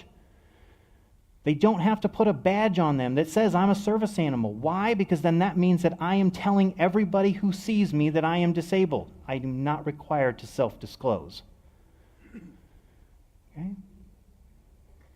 Do you just self-disclose that you have blue eyes? Not unless you ask. Okay? There are no certifications. I just want to make that very, very clear. No certifications under the Americans with Disabilities Act. None. When it is not apparent. So again, I'm walking in, I've got sunglasses, I've got a cane, I've got an animal with me. Might you assume that I am blind? You might. So when it's not apparent, though, you may ask two questions of people who are using an animal at that point. You can ask them, is this a service animal? Okay? Or, fancy way, is this animal required because of a disability? Yes? Okay? That's the answer you're going to get. I don't care what it is. Right? They got an animal, they're probably going to tell you, yes. And then you may ask them, what work or task has this animal been trained to do? That's it. I know it feels like your hands are tied. I understand that. I'm sorry, but that is the reality of the situation. Typically, the response would be something like, is this a service animal? Yes. What task has this animal been trained to do? What picks things up for me? Oh, do you have a back problem? Okay. You've gone too far. Because now you're asking about the specific disability, and you're asking questions that you don't need to know the answers to. All you need to know is this a service animal, and what animal or what task has this animal been trained to do? All right, so the other part of the coin is usually it goes something like this. Is this a service animal? Yes. What task has this animal been trained to do? I have PTSD and it calms me down. Okay, and anybody who's dealt in the public and asked the questions, you're probably going, that's it, that's the one. Okay? That is not a task. Unless the animal has been trained to identify when they're stressed and when they're at their peak and do something about it, it's not an animal, or it's not a service animal. No protection under the Americans with Disabilities Act. None. A lot of people get very confused by that. As the handler, if I am reaching for the animal, I am the one providing the task, not the animal. So it's not covered under the Americans with Disabilities Act. Okay? Again, can't ask about the nature or extent of an individual's disability. That's usually where it goes wrong, where you just go, oh no, are you blind? Oh no, do you have a back problem? Usually it's sympathetic, but now you're asking too many questions. Okay? The ADA does not restrict the breed of an animal, or of a service animal. So just because a municipality says you cannot have pit bulls in this area does not mean that if I have a pit bull as my service animal, you still have to allow it. You cannot exclude a breed as a service animal. Okay? Can you exclude a specific animal? Yeah. You have the right on a case-by-case basis. So if you have specific knowledge that this pit bull attacked a child last week and is still pending litigation, yes, you can exclude that one because you have specific knowledge of that animal, but not the breed. Right? And I bring that up because many places do have laws that prevent specific breeds. I know Denver, for example, has you can't have pit bulls in the city of Denver. Okay. The ADA has no provisions for animals in training. I know that seems odd. How do you get to be a service animal if you've never been through training? I don't know why I don't have the answers for it. I just know that the Americans with Disabilities Act does not have provisions for animals in training. It has to be a full-on service animal, trained to do a specific task for a person's disability. I will point out, though, that many state laws do. And in this particular case, the state would take over and say, yeah, under the state law. So in Colorado, service animals in training are treated exactly like service animals.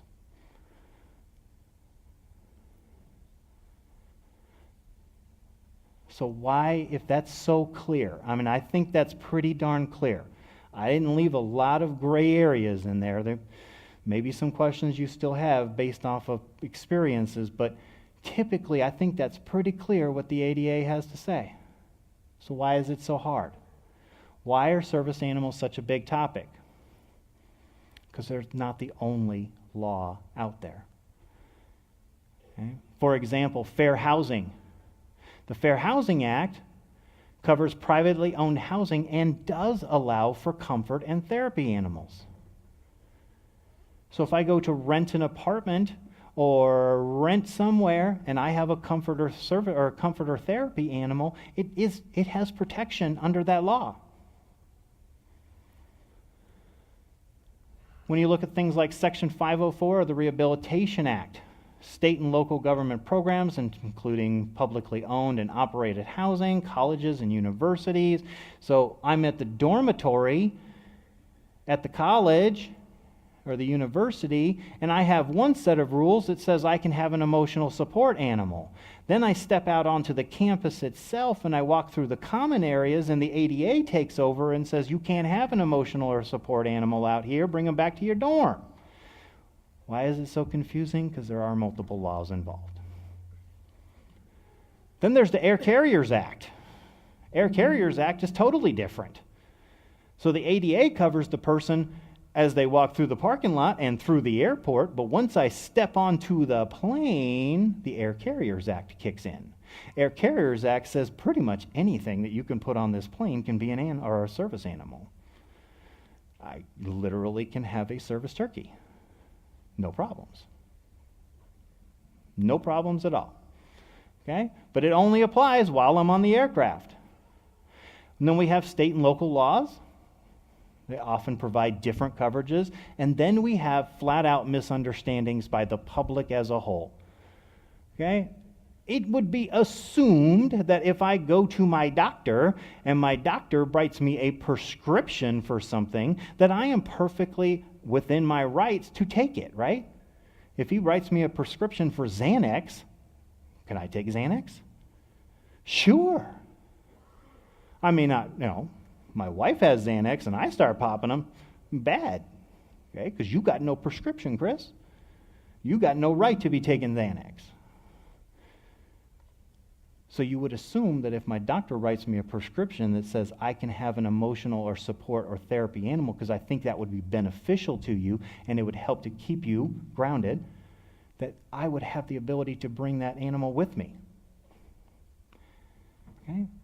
And in some cases, that is the absolute truth. In others, not so much. because the Americans with Disabilities Act says no, it's an emotional support animal, it's not covered. But again, Eric Carrier said, sure, why not? Fair Housing said, okay. So there is confusion out there. All right.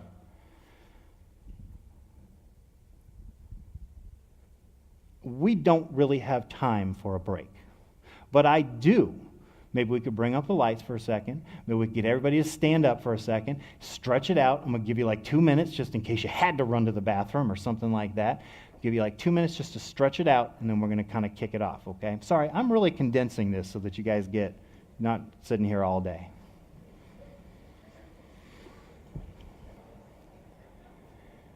All right. Final thing we want to talk about today is employment, okay? Whether you are somebody who hires, in which case you have responsibilities, or somebody who wants a job, okay? You have rights. So this should apply to everyone in this room, because most of us are not independently wealthy. I'm still waiting for that moment, but right now I'm not, and I still have to have a job. So let's talk about Title I. Oh yeah, keep in mind, we provide guidance, not legal advice. We're not going to worry about our total objectives because we're going to move quick. Okay? We know that the Americans with Disabilities Act prohibits employment discrimination against qualified individuals with disabilities. Okay? So the Americans with Disabilities Act, it prohibits employment discrimination against people with disabilities. If y'all can remember that, you've done everything you need to do. Mic drop, and I'm out. Yeah! Right. Wish it was that easy. So who has responsibilities under Title I? Title I being all about employment? Well, everyone pretty much. Private employers, state and local governments, all the way down to labor unions. Okay? Since 1994, covered entities are those that have 15 or more employees. Okay, those can be part-time employees, yes. And when you start talking about the question of seasonal employees, could be. We'd have to calculate how many hours they actually worked. Most employers fall into this realm. Okay? Just to make sure that we are clear, when I say employer, I am referring to anyone who has any power or authority. So every manager, every supervisor, every foreman, even agencies that you might hire to do things like, background checks. Okay? All have responsibilities under the Americans with Disabilities Act. So who's covered under the Americans with Disabilities Act? An individual with a disability who meets the skills, experience, education, and other job-related requirements of a position. Bottom line is, regardless, if I don't have the experience to do the job or the requirements that go into the job, I can't get hired. It doesn't matter whether I have a disability or don't. Doesn't matter. Doesn't change anything. If you need somebody who's going to review architectural designs and for structural, I have no degree. I have nothing that's going to help you. I am not qualified for that job. Okay? Whether or not I have a disability makes no bit of difference. So qualifications are very important. Okay? A person who has a physical or mental impairment that substantially, we already know that one, hopefully. Again, we already know there's a record. Okay? Qualified being the huge, big, massive word. If they're not qualified, can't be hired for the job. So when we look at qualified, though, we can look and see, does the person have the educational experience, work experience, training, skills, licenses, certificates that are required of every applicant? Again, if you're going to bend the rules, though, and you're going to say, well, you need to have 4 years of work experience in this particular field in order to qualify for this job. Great. That's great. Across the board. That's fantastic. Okay? And you can apply that unilaterally. However, if you're going to make exceptions for some people that only have 3 years, well, then we've got another issue. Okay. We also need to determine, and this is where it's going to get sticky, we need to determine what are the essential functions of a job. Okay? What are the essential job functions? This gets a little hard sometimes because what we think a job, what are the essential functions of a job, aren't always what they truly are. We're going to get into that in a minute. Okay? Again, as I've said before, when it comes to the ADA, Title I covers everything from where you initially apply for a job, sometimes even slightly before that, when it comes to where we're going to do a job fair, all the way down to the company softball team. So all of your benefits, your compensations, your terminations, your medical examinations, your hirings, your disciplinary actions, all of that is covered under the Americans with Disabilities Act.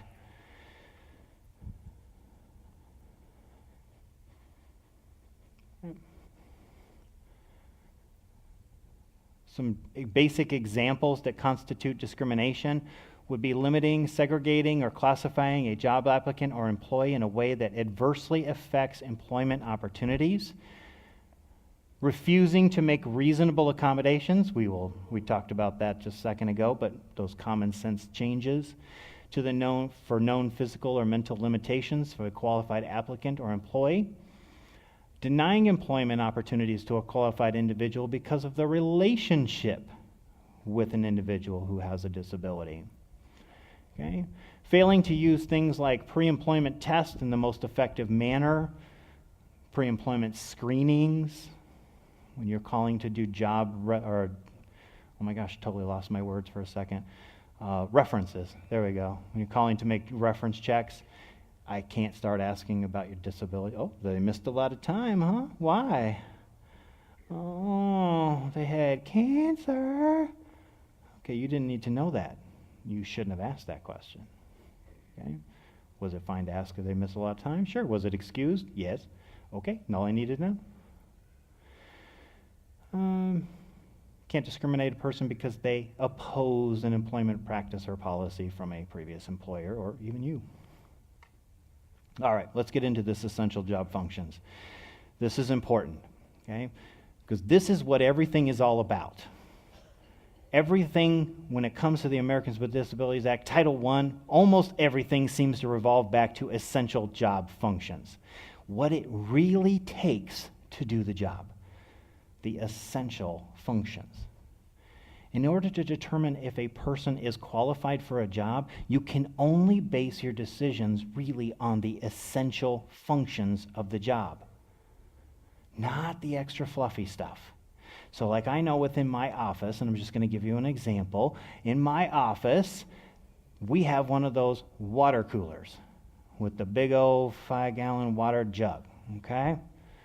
And when I got hired, they say, hey, Chris, could you, as part of your, once a week, can you make sure that there's a new water jug on there? I said, sure.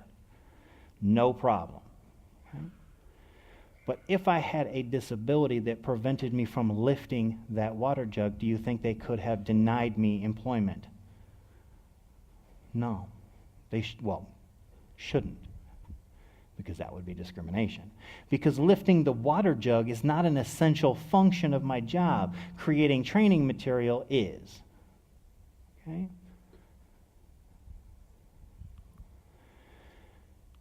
If it's not essential, it is a marginal function, and we do not really consider it. When we want to figure out if something is an essential function of a job, we have to determine whether or not does the position exist to perform that function. So as a training consultant, creating training material is an essential function. Okay?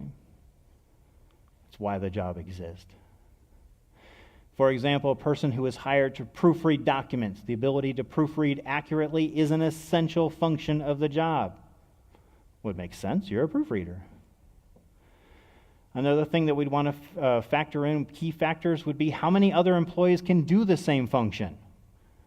So lifting that water jug, if there's 5 other people in the office that can all lift that water jug, is it an essential function of my job? Probably not, because if I can't do it, somebody else will. If Chris happens to be traveling this week and they need water, somebody's going to put that up there, right? Is the function highly specialized? Okay? So a lot of times we go, the job may not exist specifically to have this particular function. However, if Chris is the only one in here that knows how to reset the servers on the computer, okay, that could be an essential function, resetting the servers on the computer.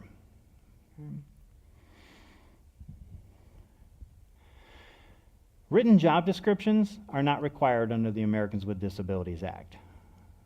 But I will tell you this. Written job descriptions can be used for an employer's benefit if somebody's trying to claim later on, well, I didn't know that I had to do this, and they're trying to claim that you're discriminating against them.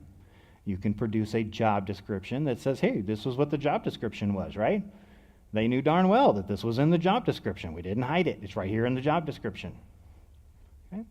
Certainly can be used in those respects. On the reverse side of it, an employee can use that too. This is what the job description says.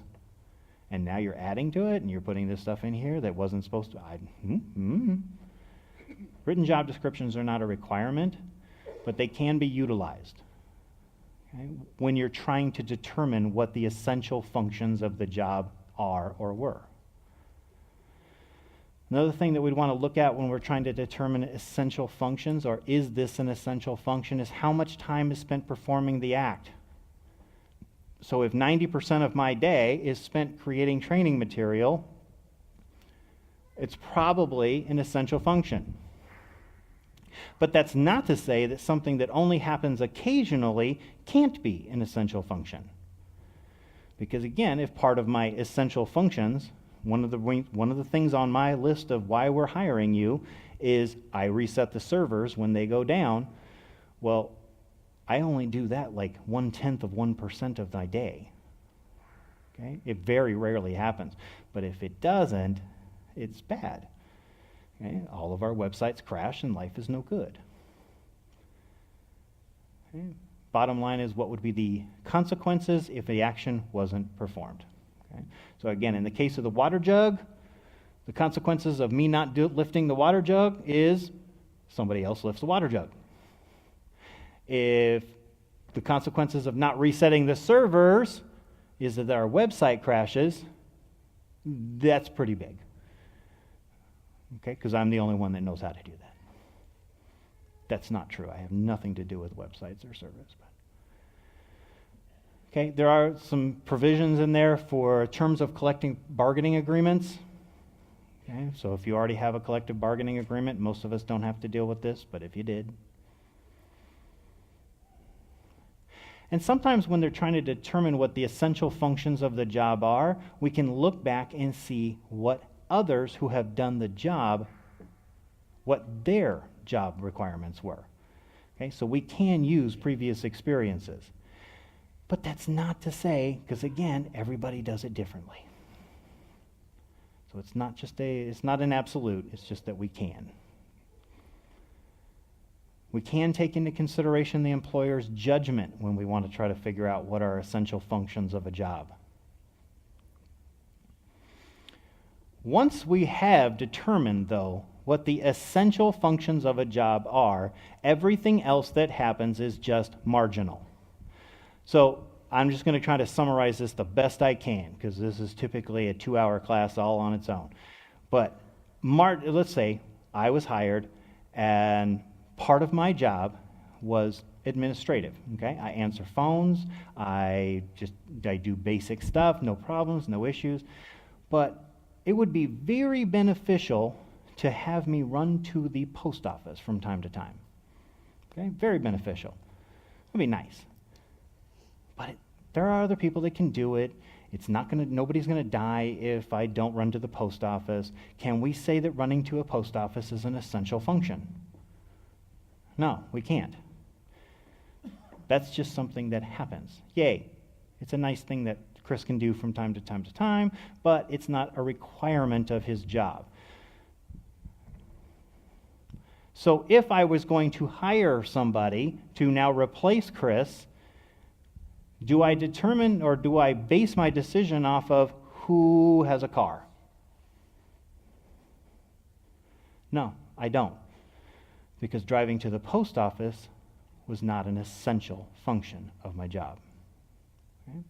I base my decisions off of who can answer the phone, who can type up the memos, who can do the other aspects of it, the truly essential functions of a job. That's all I really wanted to kind of get at. Can essential functions change? Of course they can change. Life changes, things happen. As long as we know what the essential functions are and they're communicated, and we take into consideration reasonable modifications. I'm not going to get into this right now, but now that we know what an essential function hopefully is, we have to look at whether or not a job can be modified or how we can accomplish it. So if Chris is blind, but I'm hired to proofread documents, was that going to work? Can I have a job blind and proofread documents? Sure. All I need is a screen reader. I just need you to produce that document electronically so that I can see it on my, or hear it on my screen reader. I can still do the same job, no problems. But providing me a screen reader, just a reasonable modification. It's just a common sense approach. Hey, Chris, what you need to get this job done? You seem to have plenty of experience when it comes to being a proofreader. What you going to need? I'm going to need a screen reader. Preferred JAWS. Great, no problem. We got you covered. Okay? I have all the other qualifications. I can do the essential functions of the job. Oh, but hey, Chris, by the way, we also want you to make trips to the post office from time to time, so you're going to need to have a driver's license and a car. Oh, okay, no. Now we've gone too far. Okay? Because that's not an essential function. But let's assume for a second that it was an essential function of my job, driving to the post office. And Chris comes to apply, and Chris is blind. And you say to yourself, I am not even going to interview this, because how the heck is he going to get to the post office? He can't do it. He got no driver's license. Can't be done. Do you know that for sure? Do you know that I'm just not independently wealthy somewhere, and I have a personal driver so my driver is a reasonable accommodation? I don't know. If I'm qualified, we'll look and see, are there any reasonable accommodations that can help me meet the essential functions of a job?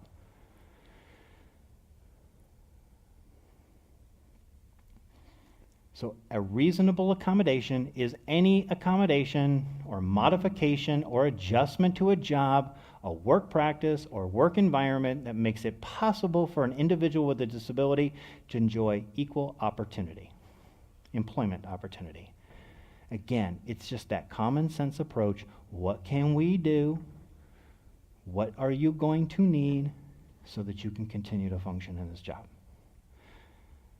Go back into my office for a second, because it's the world I know the best. But again, Paul is deaf. Okay? We have meetings. Just to have a meeting doesn't do Paul a whole lot of good. But Paul has VRI. He has the video remote interpreting. He's got a little iPad, so he comes into the meeting. And the interpreter is hearing what we're saying on the iPad. She's interpreting to Paul. Great. Is that VRI a reasonable modification? Sure it is.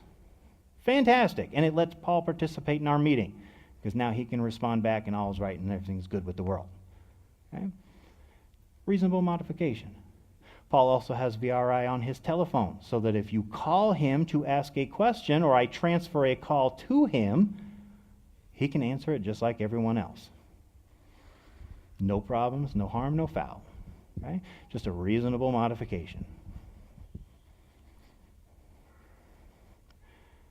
Not going to get into this one too much.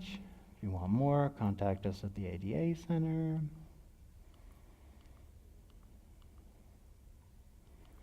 Keep in mind, when it comes to reasonable accommodations, it could be anywhere from the employment or the application process all the way down to the benefits. I need you to maybe move that softball game to a field that's accessible, because I can't get my wheelchair up that big old steep hill. Okay? And that park is not accessible.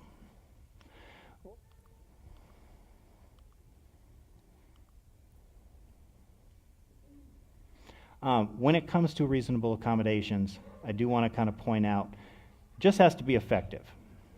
It doesn't always have to be exactly what I'm asking for. Let me give you an example. So Chris has a back injury, okay? I have difficulty sitting for a long period of time, okay? Typically, my job involves sitting in front of a computer monitor all day long, typing, okay? Typing, clicking, doing my thing. But I can't sit there that long. So Chris says, I would like a stand-up desk. Great. And the stand-up desk that I want, it's $3,500. Okay, because it has heated things where I can put my feet, and it surrounds me in cool comfort gel, and it's great, and it adjusts hydraulically, and okay. I want a $3,500 stand-up desk. And my employer goes, really? How about I call in the carpenter and I have him some 2x4s and I have him lift your current desk up to standing height. Okay? How's that sound? $50, we out the door. Well, but it doesn't have the cooling gel and it doesn't have the surround sound, but that's functional, right? My goal was to have a stand-up desk. That's what I needed. Not to say it's always that simple, but the bottom line is, can we come to something that achieves your goal and your needs and meets my budget? Yes, sometimes we can. Okay?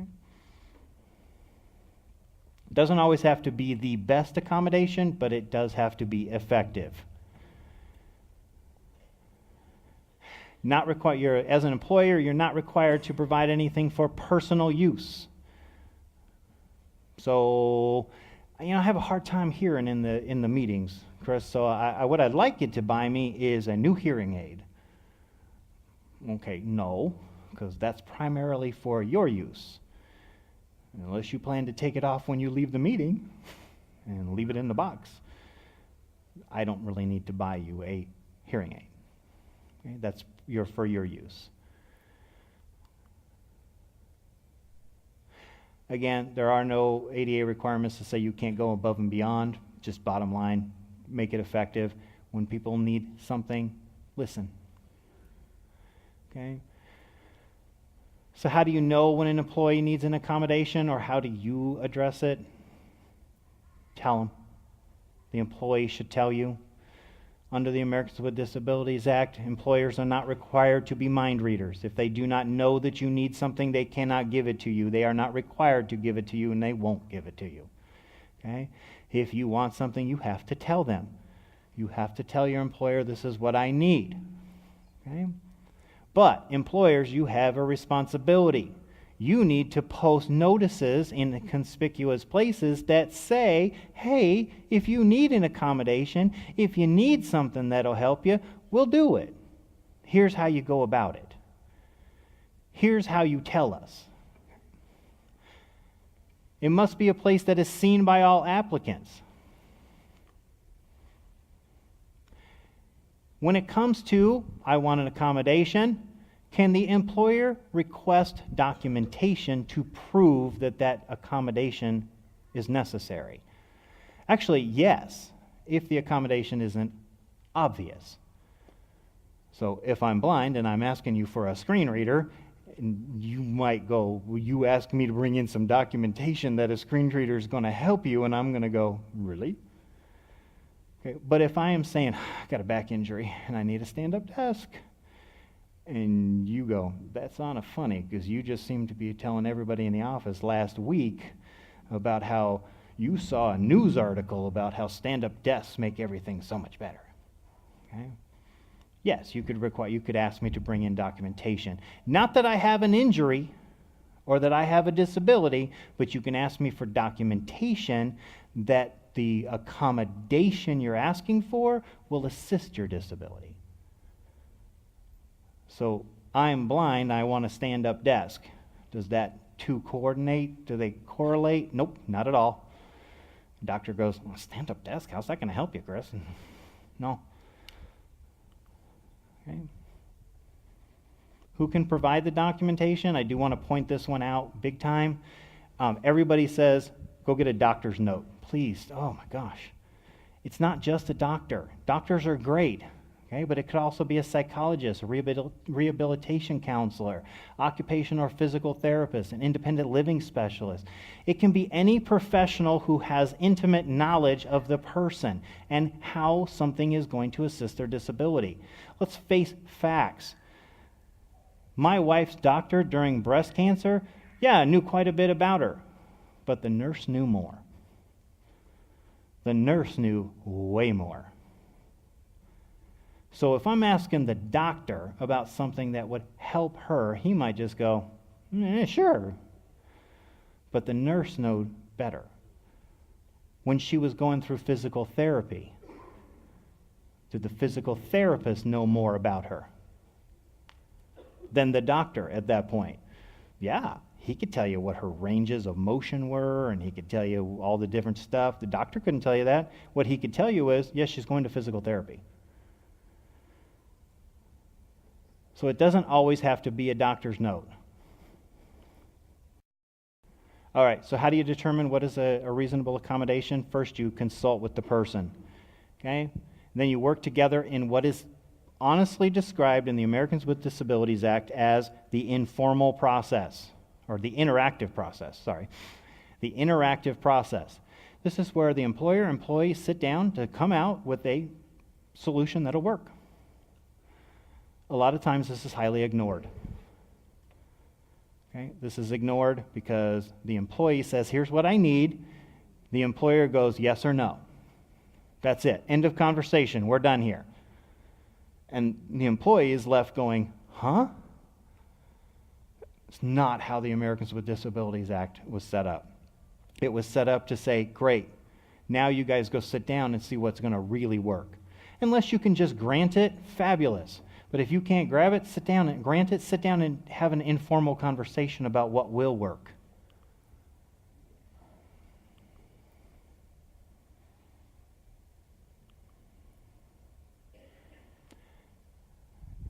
Again, just in general, I'm going to kind of summarize, but do make sure that if you are not going to fulfill a reasonable or an accommodation request, and it is based on finances, you better make sure that you have really exhausted all of your opportunities. And that includes things like your tax credits and other incentive programs that are out there, because otherwise you could be in a world of problems. If you just say, nope, can't be done, it's not going to bode well. All right, earlier, do you remember all my absolutes? Do you remember how clear and concise I was about the Americans with Disabilities Act when it comes to service animals? Do you remember that? Hopefully you do. So a service animal is a dog. It's been individually trained. It can help people, blah, blah, blah. We cannot have any other species of animals. It has to be a dog. Emotional support animals are not considered service animals under the ADA. Everybody remember that? God, you guys are so quiet. Hopefully you do, because here's my question. An employee has an anxiety disorder. Their doctor has recommended that they keep a rabbit near them to help calm them. Okay? The rabbit's fluffy, and it's been housebroken. Does this rabbit qualify as a reasonable accommodation under the Americans with Disabilities Act? I'm going to make you guys actually do something physical here. So everybody who agrees that this animal is covered now as a reasonable accommodation under the Americans with Disabilities Act, raise your hand. You agree that this is a reasonable accommodation under the Americans with Disabilities Act. Okay, everybody who has their hand down right now, shame on you. Put your heads down and... No, shouldn't be shame. To be honest with you, if you listen to what I said, it made sense, right? Americans with Disabilities Act, very specific. Now we're talking about Americans with Disabilities Act, should be very specific. Wrong. Okay, when we talk about Title I, employment, a reasonable accommodation could be anything. So a reasonable accommodation bunny is perfectly fine. Okay?